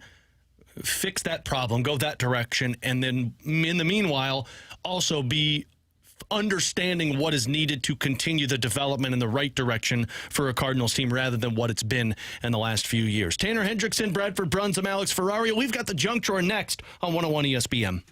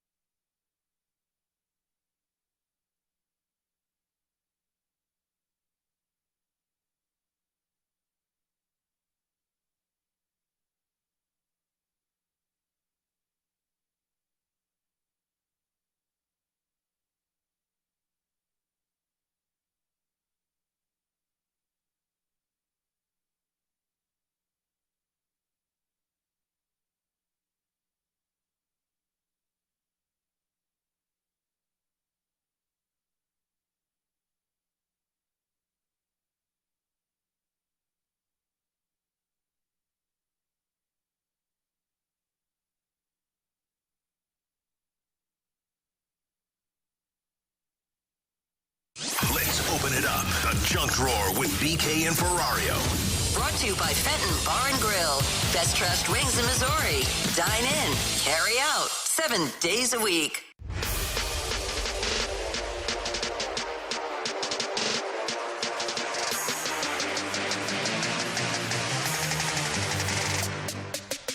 All right, we dive into the Junk Drawer here on a Thursday as we hand things over to T-Bone. All right, so I saw this on Twitter yesterday, or X as it's known as it's called now. X now. I'm not sure if you're up to date with the hip I'm kids. not up to date. I don't know what the kids are doing anymore. It's what the DL is. You know what a time capsule is? Yeah, isn't that what people used to do in terms of like putting significant items in and burying it and then looking it up in like the next 20 years? Yeah, so the world, what they believe is the world's oldest time capsule was recently discovered in a church, underneath a church in Poland. And the capsule was from 1726. And the capsule contained... They did capsules back then? Apparently. The capsule contained 300-year-old coins, some Latin documents, and a deformed lead bullet. And I was thinking, if BK and Ferrario, our show, decided that we're going to do a time capsule, what would we put in there? What would you want to put in a time capsule? A garden gnome? No. Yeah. No. So we'll always remember T-Bone was a part of the show. That's a good question. I'm trying to think what would I want to put in here that in 50 years that we'd open and go, oh yeah, and we're doing that. it to remember what the show was. Yeah. Huh. Yeah. An apple? An apple? Well, that might deform pretty quickly. Well. Mario hat? The Mario hat. And then a gnome. Yeah, probably those. I don't know what would you put. Text line. Air Comfort Service text line. What would you put it in a BK and Ferrario time capsule? I might put handcuffs. Mike Ryder said handcuffs from The Punishment. That or mayonnaise or wax. BK and I both did a wax, so yeah, probably like a wax. I was gonna say, thinking not related to that. I was gonna put in my work. I don't even know where it went now. We can't even find it. I can't even find it. It must be in the time capsule already. I don't know. But my key card I'd put in there. It's gotta be something that's memorable to the three of us. Yeah, and that's the part that's difficult. Maybe my headphones, but that one. See, that's too. I'm thinking funny. That's just too I don't know. I'm precious. You're like Hallmark Channel. I'm thinking Comedy Central right now. But I don't remember the comedy stuff. Are you kidding me? I'm not gonna an apple out. I know exactly what that means. See, I'll have no idea in 50 years. Well, you might not be around in 50 years for how you live. That's depressing. Hot dogs, and coffee 24/7. I'm younger than you. I know. BK's dress from last year. Yeah. No, that needs to be burned somewhere. We never need to see that thing again. Yeah, I don't know if I want that in the time capsule. Yeah. But I was just trying to think, what are some old things that would... one thing that would fit in a time capsule probably now, because nobody has these anymore, are earbuds that, actually plug in to your phone. Nobody has those anymore. The Apple ones? Yeah, everybody has the adapter with it. AirPods. So that is something that, 50 years from now... That would make sense. When I'm playing music just in my head and I don't even need AirPods anymore. Yeah. Would be good. Man, I'm, drawing a blank on this. And typically I can, come up with these, but... Maybe older phones. Probably. The flip phone. Ooh, a classic. I'll be honest, not being quite as familiar with all the nuances, I thought at first, Tanner, you were just sending us the synopsis for National Treasure 3. Sounds like Nick Cage's next adventure. Yeah, we could do that too. Hey, I can't wait for National Treasure 3. Yeah. I loved 1 and 2. Did you see Keanu Reeves is going to be in National Treasure 3? What a great actor for it. Oh, this is a good one from the text line from the 314. A hockey puck for Alex. Yeah. A bone for T-Bone. Yeah. And a man card for BK. That's not bad. That's a good one. I don't know if I'd remember with a bone. I'd be like, why is this in here? 636, a stick from the tree BK walked into. Another good one. Yeah, that's a good one. A beer that Tanner threw up on the beer mile. Yeah, a Game Boy. I don't know. When have we ever talked about a Game Boy? We've talked about video games before. Yeah, a mayonnaise for your boy. A mask for the pandemic. That makes sense. A paintball, what everybody missed out on. And then after we do our prostate exam, a lube. I may take a screenshot of Negative Nancy's text here from the 314. Is that her name? Well... Or Karen. I don't know if there's a... I don't know if there's a... but from the 314, I'll take a screenshot of this just so I can remember this one person didn't like the junk drawer. Talk sports show. How about the Blues and Cardinals things? Why don't we go in talk there. sports? Well, we'll continue talking sports coming up on the other side because Doug Armstrong talked about how one goaltender. What? Sorry. You just stopped a I know, tease, and it was going to be gold. From the 314, we should put in the pregnancy punishment device into our time capsule. Are you kidding me for how much money I spent on that? That's coming home with me. No. When are you ever going to use that again? Well, apparently it's good for like back spasms. Oh, really? That's what you use it for. And then deal like with a lot of those? Well, probably in the next couple of years. I grunt a lot when I stand up, so it's probably not going to be a good thing. I think it's better in the time capsule. Blues got goaltending depth. Could that be a positive for this team and the future? We'll discuss next on 101 ESPN.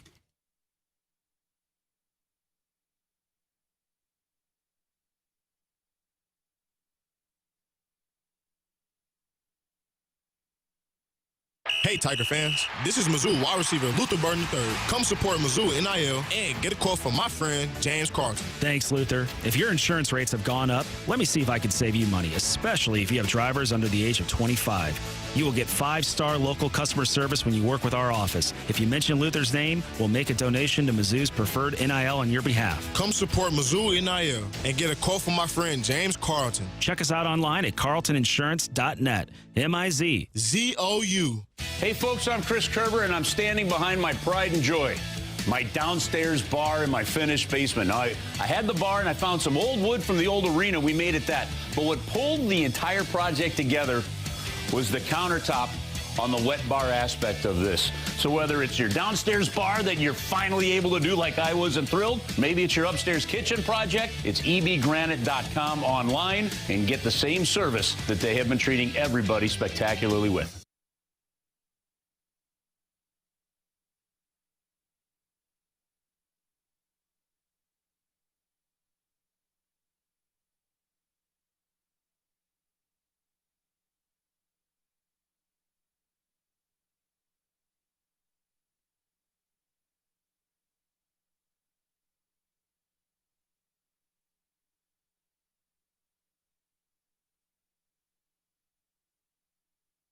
The choice of a lawyer is an important decision and should not be based solely on advertisements.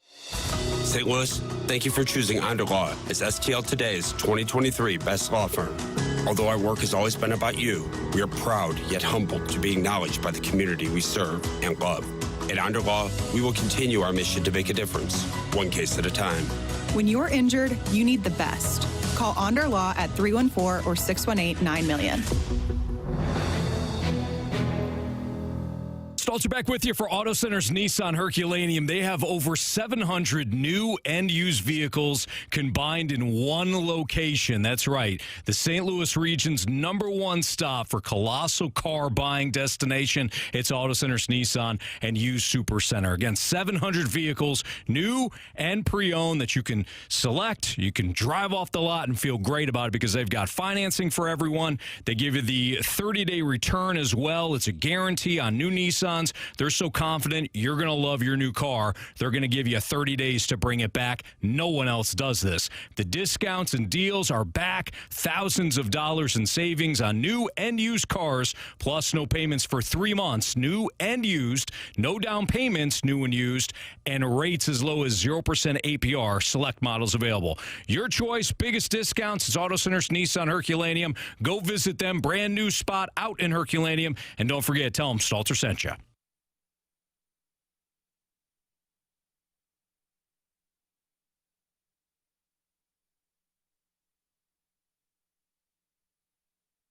This is exactly where you want to be, listening to us. It's BK and Ferrario, live from the Car Shield studio on 101 ESPN.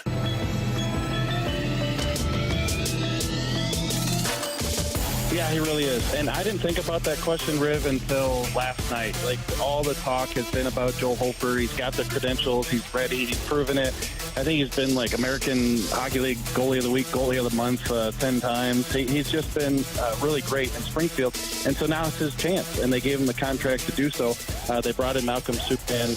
for depth purposes. I think if Hofer either fell on his face or there's an injury, we'd see Subban probably earlier than expected. But I think the plan, as we talk about it right now, is Joel Hofer as the backup. But gosh, you got to be really excited about what you're seeing in Subban. That, of course, is Jeremy Rutherford, our Blues insider of The Athletic, who was on the fast lane yesterday. And alongside Tanner Hendrickson and Bradford Bruns, I'm Alex Ferrario. That's the expectation. Joel Hofer, the backup. They got him the contract extension. Frankly, it's how it was supposed to be this season. And I don't think anything's going to change that going into the year. And Joel Hofer, of course, expected to play tonight for the Blues against Chicago. But Malcolm Subban sure has made this interesting. And the only reason I'm talking about this is because Doug Armstrong was the one that referenced it. It was right before training camp started.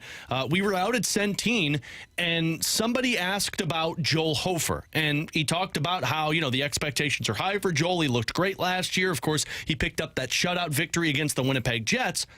But then he made the comment that, and we expect Malcolm Subban to push Joel Hofer for that backup job. And both BK and I locked eyes, and we're like, yeah, okay.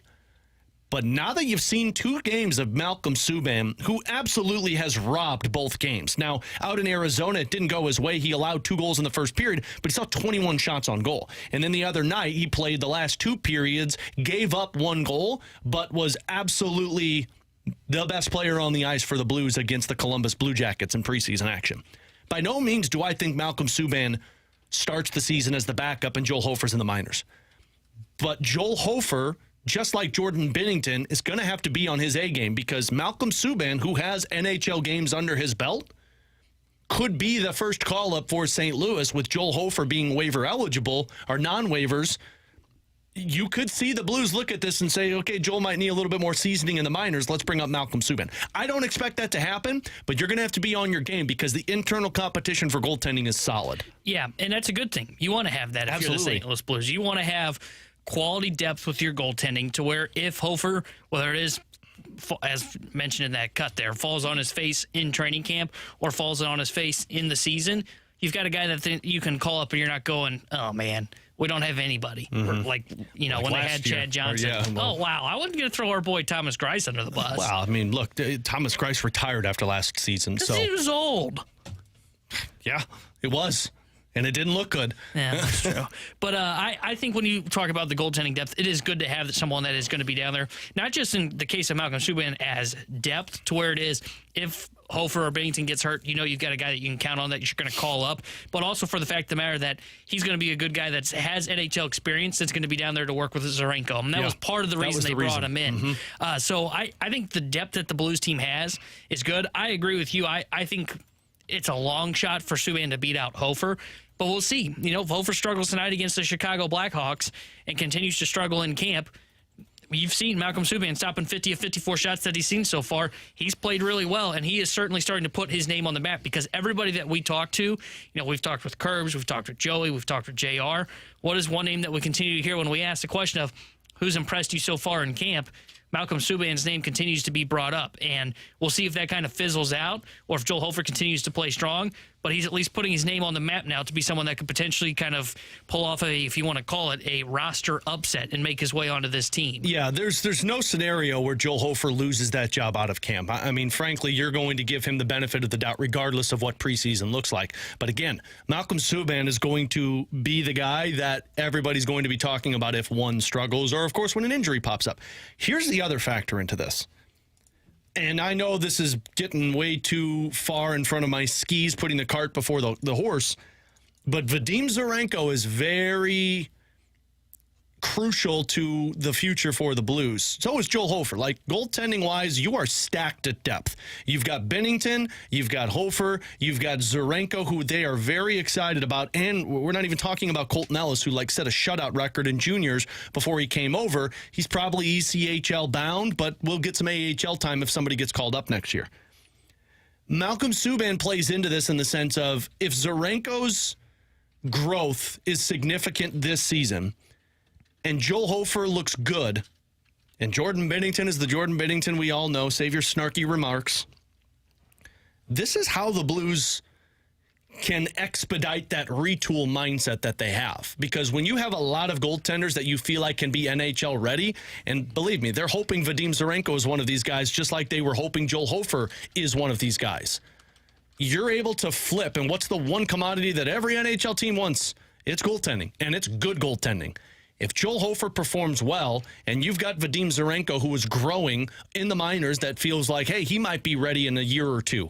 Well, welcome to your ability to make a significant trade to upgrade your deficient area and not hurting your team in the long run, because you've got your guy. You've got your Jordan Binnington for the next 4 years. And by the time that 4 years is up of Jordan Binnington, well, welcome to the scales tilting. Now, all of this resides on Binnington playing well. If he struggles and Hofer looks better, well, then now you're in a different spot, and maybe Zarenko becomes that piece. But goaltending depth benefits teams that want to make trades and be aggressive in the future, because it's what every team wants. Yeah, and I think when you're talking about those goalies there, I think we're probably a year away from that, because that feels like an off-season move because of what we talked about. Absolutely. In Believe It or Not, where we said, do you show urgency? Do you go in? I don't know if there's a big trade they can pull off at the deadline this year because of the roster they have. Doubtful, especially with a backup goaltender. Yeah, and I think you're right on, though, that with this goaltending depth, that these names start to pop up when you get back into the offseason next year. And that's where, to your point, if they decide to let's keep our picks, let's hold on to our first, hold on to our multiple seconds, hold on to our thirds, they've got the prospects to make potentially a move. And that's where, whether it be Hofer or Zarenko's name can come to the conversation, it's where, honestly, Bolduc's name is starting to really fall into place of more of a trade candidate than a guy that is going to be a major driving piece on the St. Louis Blues roster as of now. And again, that can all change. But yeah, with this goaltending depth that they have developed in terms of Zarenko and Hofer, and then they've got Subban that's down there. He's not a trade piece, but he's down there to help Zarenko. You can move on from one of those guys and use them as a trade piece. And that's why it's going to be fascinating to see what ends up happening. And again, you're right. It does depend on Jordan Binnington and him playing well, because then it allows for that trickle-down piece to come of, okay, now who do we believe is the backup moving forward? Hofer or Zarenko? And then we can move on from the other one to help us add to our roster. The amount of teams, when they see a young goaltender available via trade, they jump at the opportunity for that. And some teams are willing to get more aggressive than they'd like to admit, because they know that that's such a crucial piece to growing your team moving forward. And look, this all resides on both guys performing well. If one drops off or one doesn't play well, then you're in a bit of a tight spot, and you got to stick with where you're at. But just like we've talked about with all of these minor league forwards that can score goals and all of these left-handed defensemen, when people are like, what are the Blues doing? Well, they're adding depth to an area that everybody wants. And when you have multiple guys excelling, now you can move one of them to benefit your team in areas that you're deficient. And that's what I think Doug Armstrong and his staff do so well. And frankly, that's why I'm very intrigued of how this goaltending depth looks this season for the St. Louis Blues. It's Joel Hofer expected to play tonight against the Blackhawks. Will Cranley, another goaltender in the system, is going to probably get at least one period, maybe two, depending on what the Blues' plan is for this team out in Chicago. We've got puck drop at 7:30 with our first community pregame starting at 6:30. Coming up next for the Cardinals, as the season heads to an end, how would you rate the new rules in Major League Baseball, and how would you rate the Cardinals taking advantage of those rules? We'll get to that next on 101 ESPN.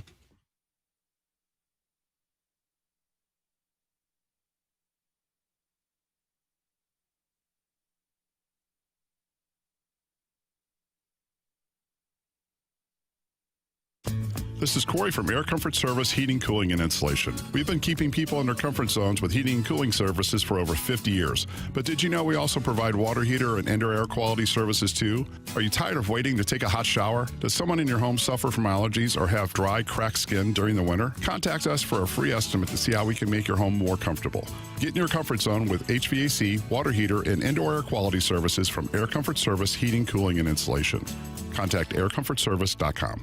Wouldn't it be great if life came with a remote control? You could hit pause when you needed to, or hit rewind, like that time you knocked down that wasp's nest. Uh-oh. Well, life doesn't always give you time to change the outcome, but prediabetes does. With early diagnosis and a few healthy changes, you can stop prediabetes before it leads to type 2 diabetes. To learn your risk, take the 1-minute test today at doihaveprediabetes.org. Brought to you by the Ad Council and its prediabetes awareness partners.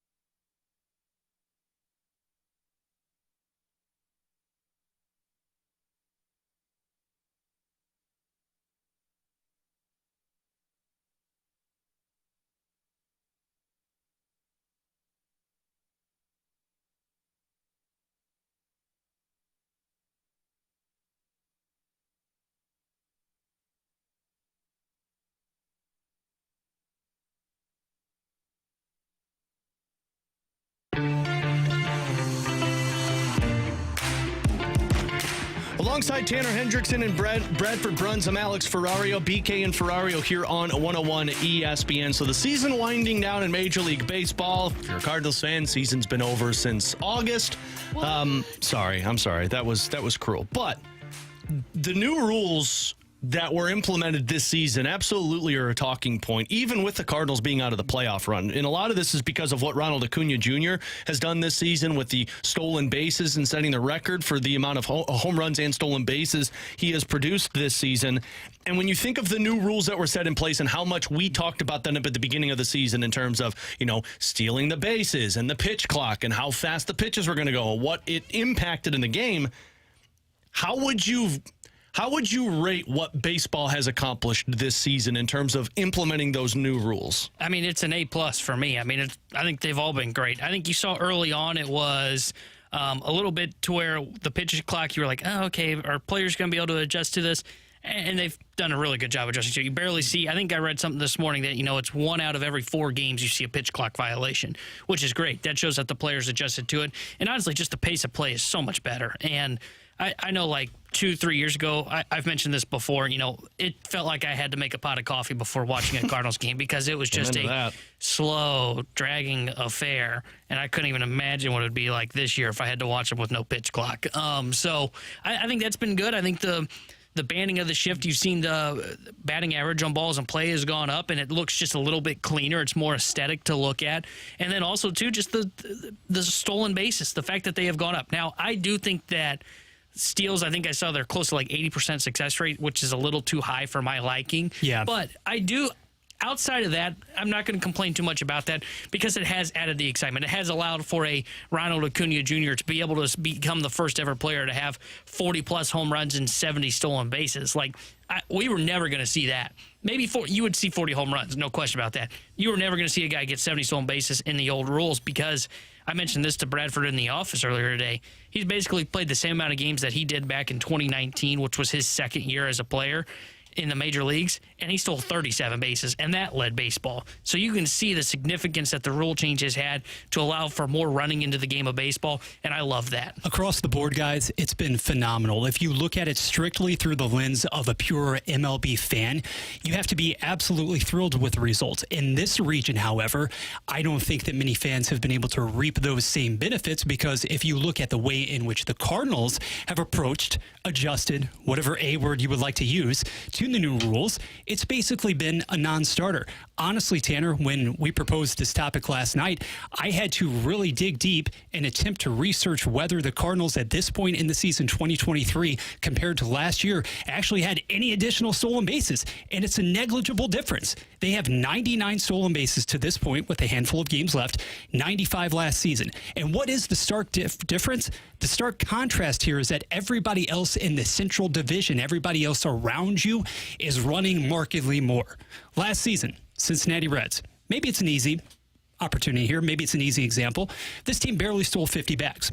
This season, the running Reds, they have 188, and they lead all of baseball. When you go up and down the division, Milwaukee, Chicago, etc., you're seeing other teams run a lot more, but more to the point, they also have the personnel to do so, and they're giving that personnel the green light to be able to seize these opportunities. We're not seeing that approach from the Redbirds. Well, I don't think we're going to see that approach until they get the personnel for it. And Mason Wynn's a guy that's probably going to steal more bases. When Brendan Donovan's healthy, we've seen he's willing to do that. And Jordan Walker just depends on kind of where he's at in terms of the lineup and being on base, if not. But you don't have the personnel yet. Now, you've got guys in the minors that will be personnel for that, like Victor Scott. When he gets called up and plays center field, he's going to be one of those guys.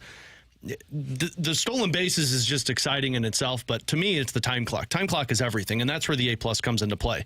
You accomplishing these quicker games, I should say, brings more people in. And we've talked about college football, of how they're turning it into like a promo for a boxing match and the excitement around it. This is how you promote baseball. This is how you're able to bring the excitement back. The banning of the shift, I think, has provided some excitement, too, in terms of more guys on base, more base hits. You've got the stolen bases, more excitement in game when guys are on base. But it's the time. It's not 4 hours waiting for a game to end. It's when there's extras innings happen. It's not going to take an extra hour, especially people that are watching games on different areas. you're more acclimated to being a part of the game than what it was in the past. And I think that's the success that the Cardinals or that Major League Baseball has accomplished. Yeah, and one thing that I'm curious to see about these rules when it gets to the playoffs, because they're not changing anything in the playoffs, is... Which is good, by the way. Side note, the people that are like, oh, you got to add more time to the pitch clock. Yeah. If you've done it for 162, don't change it in the playoffs. Yeah, I agree 100%. And I heard Rob Manfred was on Marchand's sports media podcast yesterday, and he had a good quote of, we went back and looked at some of the older at-bats. I think he mentioned the Kirk Gibson home run in the playoffs. He's like, it wouldn't have been a pitch clock violation then, so we don't expect it to be a problem now. So I do like this thing with those. I am curious to know if some of the intensity dissipates in the playoffs. I don't expect it to, but I am curious because the game is a little bit faster. There's not that, okay, I can take my time on the mound to deliver a big pitch here with the winning run on third, and it's game 5 potential walk-off. You mean upholding the rules? Yes, yes. But I don't think the intensity of anything's going to disappear.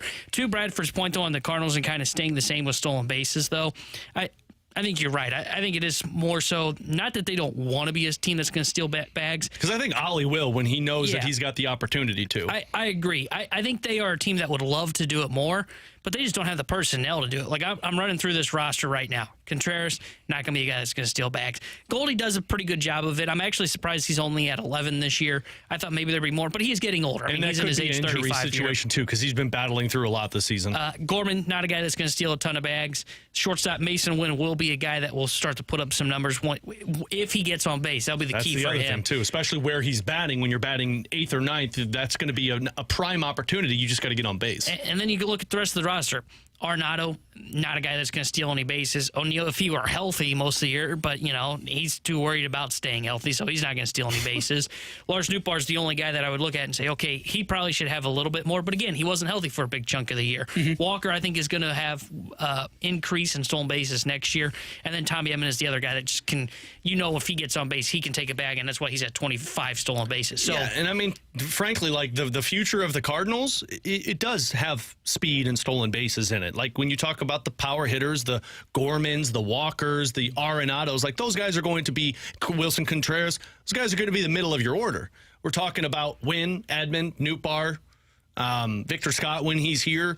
Those are the guys that are prime position to move over when the ideal runners in scoring position are present. And right now, it's just not there for them. Next year, I would expect an uptick in it. In 2 years, I really expect them to be towards the top. And the stolen bases, that's the easy aspect to identify because we can easily associate those numbers. They're concrete, they're out there. Now, in terms of putting pressure on the opposing defense, which also has been heightened, certainly around Major League Baseball this season, that's, I think, what so many fans here want to see, an additional amount of that. Situational hitting, being able to hit with those runners, Alex, in scoring position and so forth. If you see more results to that end, the sheer stolen bases don't become quite as consequential. Now, I do want to, the 314 sent a text, they said, we knew for 3 years the rules were coming. Cardinals only team unprepared and unwilling to play by the 2023 rules. It's like Dabo Sweeney saying transfers are wrong.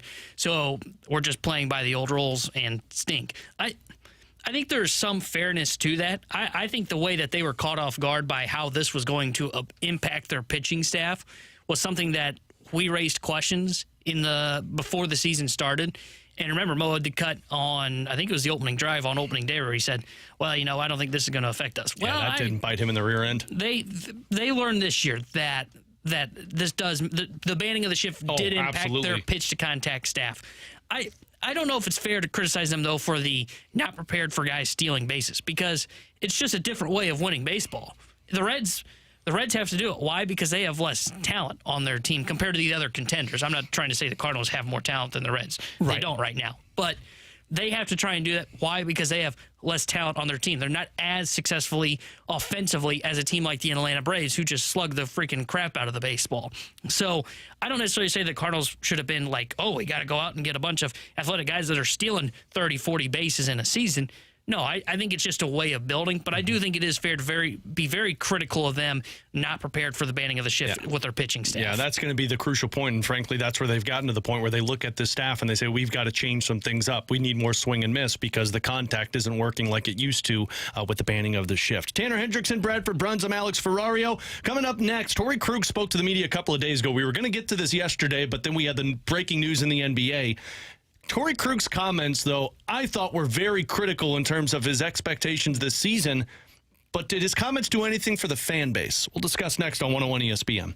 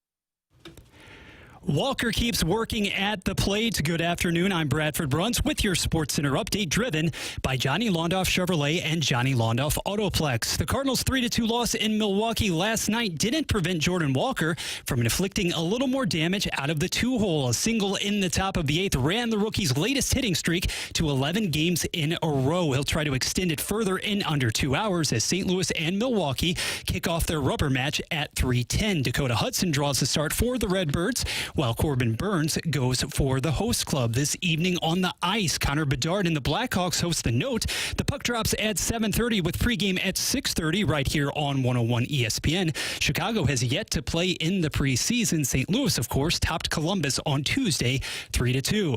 This SportsCenter update was driven by Johnny Londoff. Find new roads and shop 24/7 at londoff.com and londoffautoplex.com. Are you kidding me?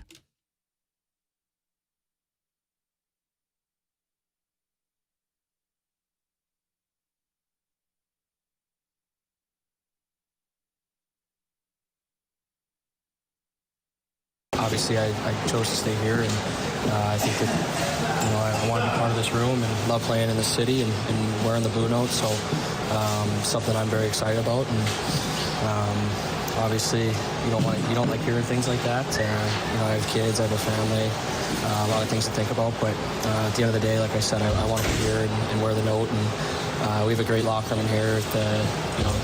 Great feeling in the room this year, and I think we can turn it around quick. So that was Torey Krug a couple of days ago as he spoke with the media for the first time this preseason, of course, dealing with a little bit of an injury at the beginning of training camp, working his way back, expected to play in some exhibition games. But that wasn't what Torey Krug was talking about. Torey Krug was talking about the offseason where the report surfaced that he was traded to Philadelphia. He nixed the trade with his no-trade clause, and now he's back with St. Louis. And typically, T-Bone, when you get a player that says, man, I want to be here. This is where I want to play. I want to stay here, and I want to help this team win a championship. Everybody's like, hell yeah, let's go. Torey Krug, a part of the crew. Let's win this Stanley Cup. It was the same thought I had. Not so much when he underperforms. And that's what I wonder with the fan base of Torey Krug. And look, this is a small group we're talking about that views this as, oh, well, Torey Krug put the Blues in a bad spot because he didn't accept the trade and they could have got Travis Sanheim. They also could have got another guy with a 7-year deal at $6.5 million. And you just don't know how that plays out. And for Torey Krug, a lot of this has to do with what he's going to do on the ice this season. Words are words. Actions speak louder than them for him and, frankly, for any athlete, wherever they're playing. But for Torey Krug, those comments, to me, add a little more to substance of this upcoming season for him. And what I mean by that is, Joey made this reference on pregame, I think this was Tuesday when we chatted before the Columbus game. And he said, we all remember the outpour of people with Vladimir Tarasenko, of where he said he wanted out and didn't want to be here, and a lot of fans were like, fine, let's trade him and get what we can, and it didn't happen. And Doug Armstrong said, look, he's an adult, he's a professional, he's going to go through this season like we're going to go through this season. Berube said it, Vladdy said it, and he put up the best season of his career, scoring 82 points. I wonder if Torey Krug's in the same camp. Now, I don't think his comments do anything for fans. I think it's going to be how he performs. But we also act like Torey Krug has been bad since he's been in St. Louis. And Torey Krug has actually been good. Torey Krug has just dealt with injury after injury after injury. We're talking about a guy who put up 30 assists and 32 points in 51 games in his first season with the Blues. And then 2 years ago, he had 43 points in 64 games, was a plus 23, which was top 20 in the National Hockey League among defensemen, point per game player in the playoffs, got injured in that playoff series against the Minnesota Wild, and then never was the same, never came back. And last year was a bad year for him. So I look at what he said, and I say, Torey Krug, although you're going to have to perform behind it, those actions could speak a lot louder to the fans in St. Louis, you stating you want to be here rather than just making the comments of, yeah, it was in the past, I don't want to talk about it anymore, we're moving forward. Yeah, I'm a little surprised that we've seen some of the reaction from the fan base on Torey Krug, since he said he wants to be here and wants to be a part of the solution.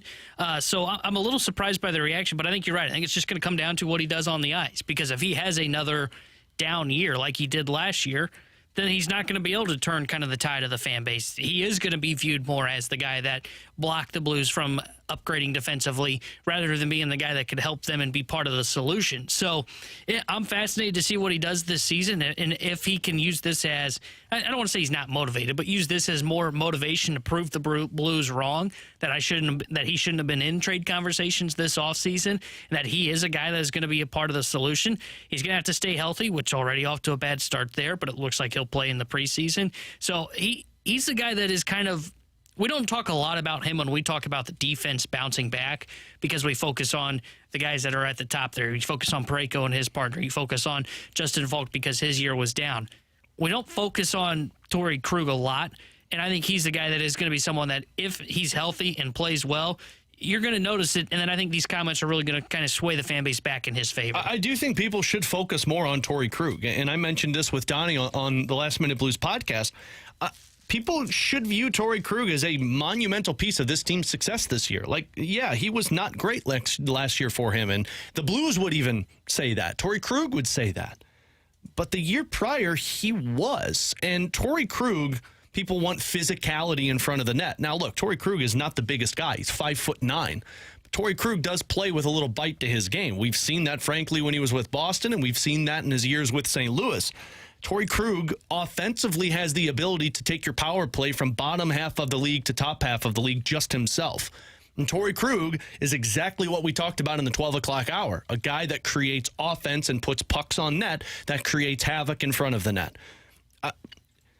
We talk so much about this defense improving, and look, it could go south again. But if there's one guy that I'm going to look at and say, man, if you're going to go off of motivation factor, it's going to be him in terms of how he impacts this team. And we're talking about Torey Krug could be playing with Justin Falk in your top four. And then it comes down to who's working with Parayko. And as much as we talk about Torey Krug and what he's going to accomplish with this Blues team, you also have to talk about what Scott Perunovich can provide. Before we get to Perunovich, I want to address some of the texts we're getting because I'm seeing a lot of texts that are coming. You guys got to be kidding me. Torey Krug has not been good. I think part of the reason that Torey Krug becomes kind of a, I mean, all the defensemen were this last year, but kind of becomes the guy that gets kind of circled and targeted by the fan base for not being quote-unquote good is kind of twofold. One, there is, and this partly on Parayko here, and I hate to say don't want to circle Krug and then I circle Colton Parayko. I think one is because Krug and Falk are supposed to be an offensive pairing. The problem is if you don't have a shutdown pairing like the Blues have not had, Parayko has not been able to lead a shutdown pairing with anybody so far while Krug's been here, that it all of a sudden it becomes, okay, well, they're not the number one pairing. Now this offensive unit needs to be better defensively. And they're not going to be that. And then I think the second part of it, too, is kind of what you were saying in terms of he's more of a power play guy, and everybody's just going to circle his last season from a year in which the whole defense was disappointing. And I think for Torey Krug, I think, and the fact of the matter, he was signed after Pietrangelo left, too, is the other factor here, too. I think it's twofold. It's they don't really have a shutdown pairing, and that offensive pairing in Krug and Falk, all of a sudden fans expect them to play more defensively to make up for the lack from that top pairing. And then also the fact of the matter that he was signed the same offseason that they let Petro walk. And he never was signed to replace Petro. But it just easily becomes the easy connection of, Falk was traded for. Why? As the replacement for Petro. Yep. Why was Krug signed? Because Petro left. They had to fill that void. And I think that's what he kind of, because I agree with you. I don't think he's been great by any means since he's been here. I think he's been fine. But I think that's why most of our text line looks at Torey Krug and goes, he's not been the guy that you guys are saying. He's not been a good defenseman for the St. Louis Blues. We have to stop doing this in terms of putting these narratives on these players that they just aren't. We did this with Falk in terms of, Falk's Alex Pietrangelo's replacement. You can't replace Alex Pietrangelo. Well, Colton Parayko is supposed to be the alpha dog. Colton Parayko is not an alpha dog. Colton Parayko is a really good defenseman. He's not considered in the elite category, but people are trying to put him in the elite category. Torey Krug was signed because you didn't bring back Alex Pietrangelo. That's absolutely correct, but Torey Krug was not signed to be Alex Pietrangelo. Let me give you a couple of names right now. You like Mackenzie Weegar, T-Bone? Yeah, he's pretty good. Torey Krug had more goals than Mackenzie Weegar in the 2021-2022 season. What's his plus minus? It was plus 40 compared to plus 23, and they were both top 10 in terms of plus minus that season. Pretty good. You like Jacob Slavin from the Carolina Hurricanes? Yeah. T-Bone has no idea who he is. I've heard he's good. More points from Torey Krug and a better plus minus from Torey Krug than Jacob Slavin in 21-22. What about Jared Spurgeon? What about Jacob Trouba? What about Mikhail Sergachev? What about Brandon Montour, Josh Morrissey, Miro Heiskanen, Vince Dunn? Like, all of these guys that I'm naming to you, Torey Krug was the better version of those guys in the 21-22 season. Last year was bad. And look, last year could be this year for Torey Krug. But I could say the same thing about Parayko, about Falk, about Leddy, about Scandella.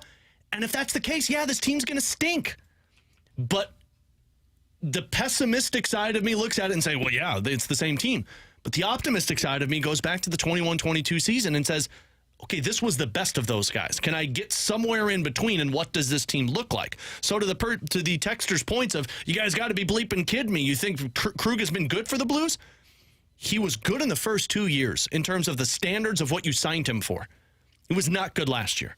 And that's where we come to this season and say, let's see what Torey Krug has to offer. The motivation behind him is why the optimism in me says, could he be a guy that's in your top four, a number one power play producer, and somebody who can contribute offensively? And if not, well, then yes, we're back to the same conversation. And guess what?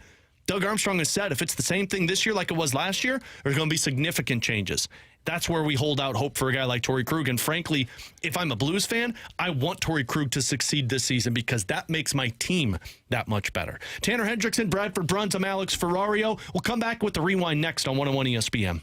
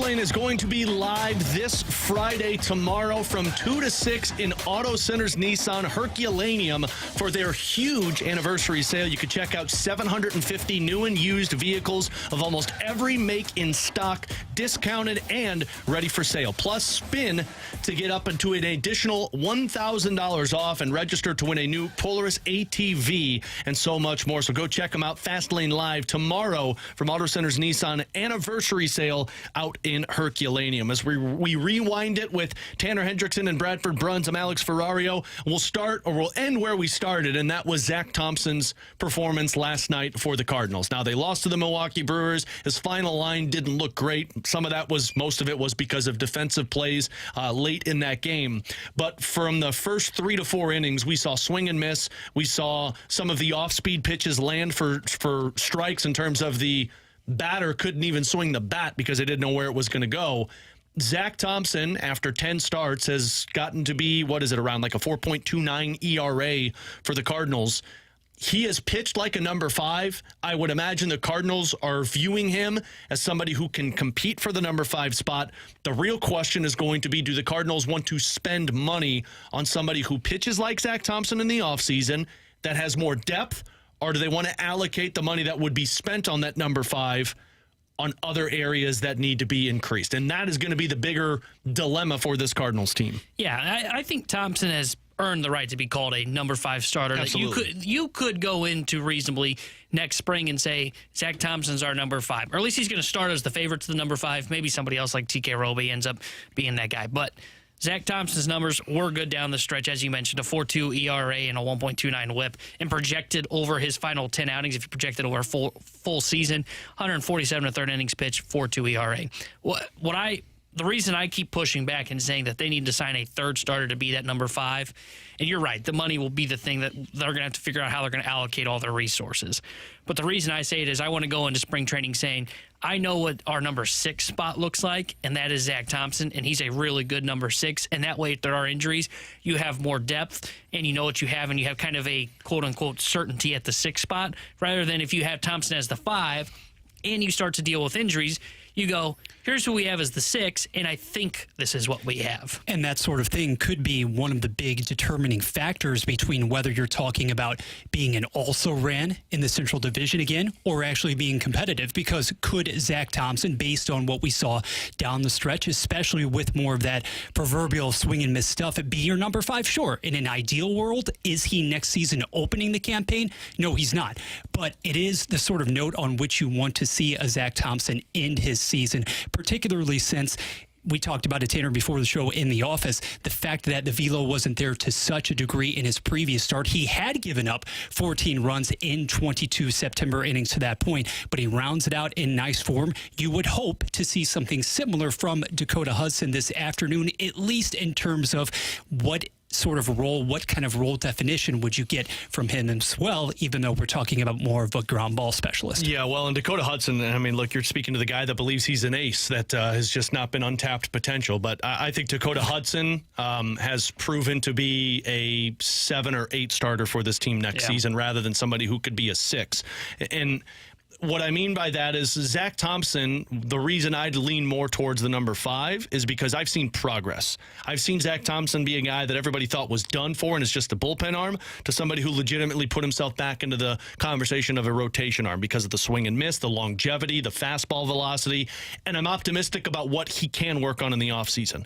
Dakota Hudson doesn't fall into that category for me. Matthew Liberatore doesn't fall into that category for me, which is why you've got to go out there and find another arm that could be in that conversation so that Graceffo and McGreevy and Hentz and Roby, all of those guys can continue to develop in the minors. Dakota Hudson, no matter what he does the rest of the season, I believe there's a spot for him, but that spot for him is you're in Memphis. Unless you're in a bullpen for us in some capacity, you're in Memphis when we need an emergency start. Yeah, and the decision they're going to have with the Thompson scenario at that number 5 is, you mentioned, I mean, everybody that you look at number 5s, and we talked about it earlier, so if you missed that conversation, check it out on the podcast page, 101ESPN.com, presented by Dobbs Tire and Auto Centers. I think it comes down to, can we use that money, which would be about $5 to $10 million on a number 5? Do we use that on that 5th spot and have Thompson as the 6, or do we use that money in the bullpen to go get a bullpen arm or 2, and then we have Thompson as the 5, and we figure out the 6 down the road? And that's where I think you can kill two birds with one stone of not spending all of the money via free agency on those bullpen arms by clearing up some of that clog of outfielders that people say that the Cardinals have, trading some of those pieces to get bullpen arms so that you can allocate your money in other directions. As Tanner mentions, if you missed anything of our conversation today, you can check it out on the podcast page, 101ESPN.com, presented by Dobbs Tire and Auto Centers. Huge shout out to Bradford Bruns, who did a great job today filling in for us. BK will be back tomorrow. We'll have our pick'ems for the weekend so that BK will basically the inevitable, just suffer his punishment next week. And, of course, we've got Blues hockey tonight. Pregame, I've got it. First Community pregame starting at 6:30. Puck drop at 7:30. Until then, it's going to be the Fast Lane coming up next on 101 ESPN.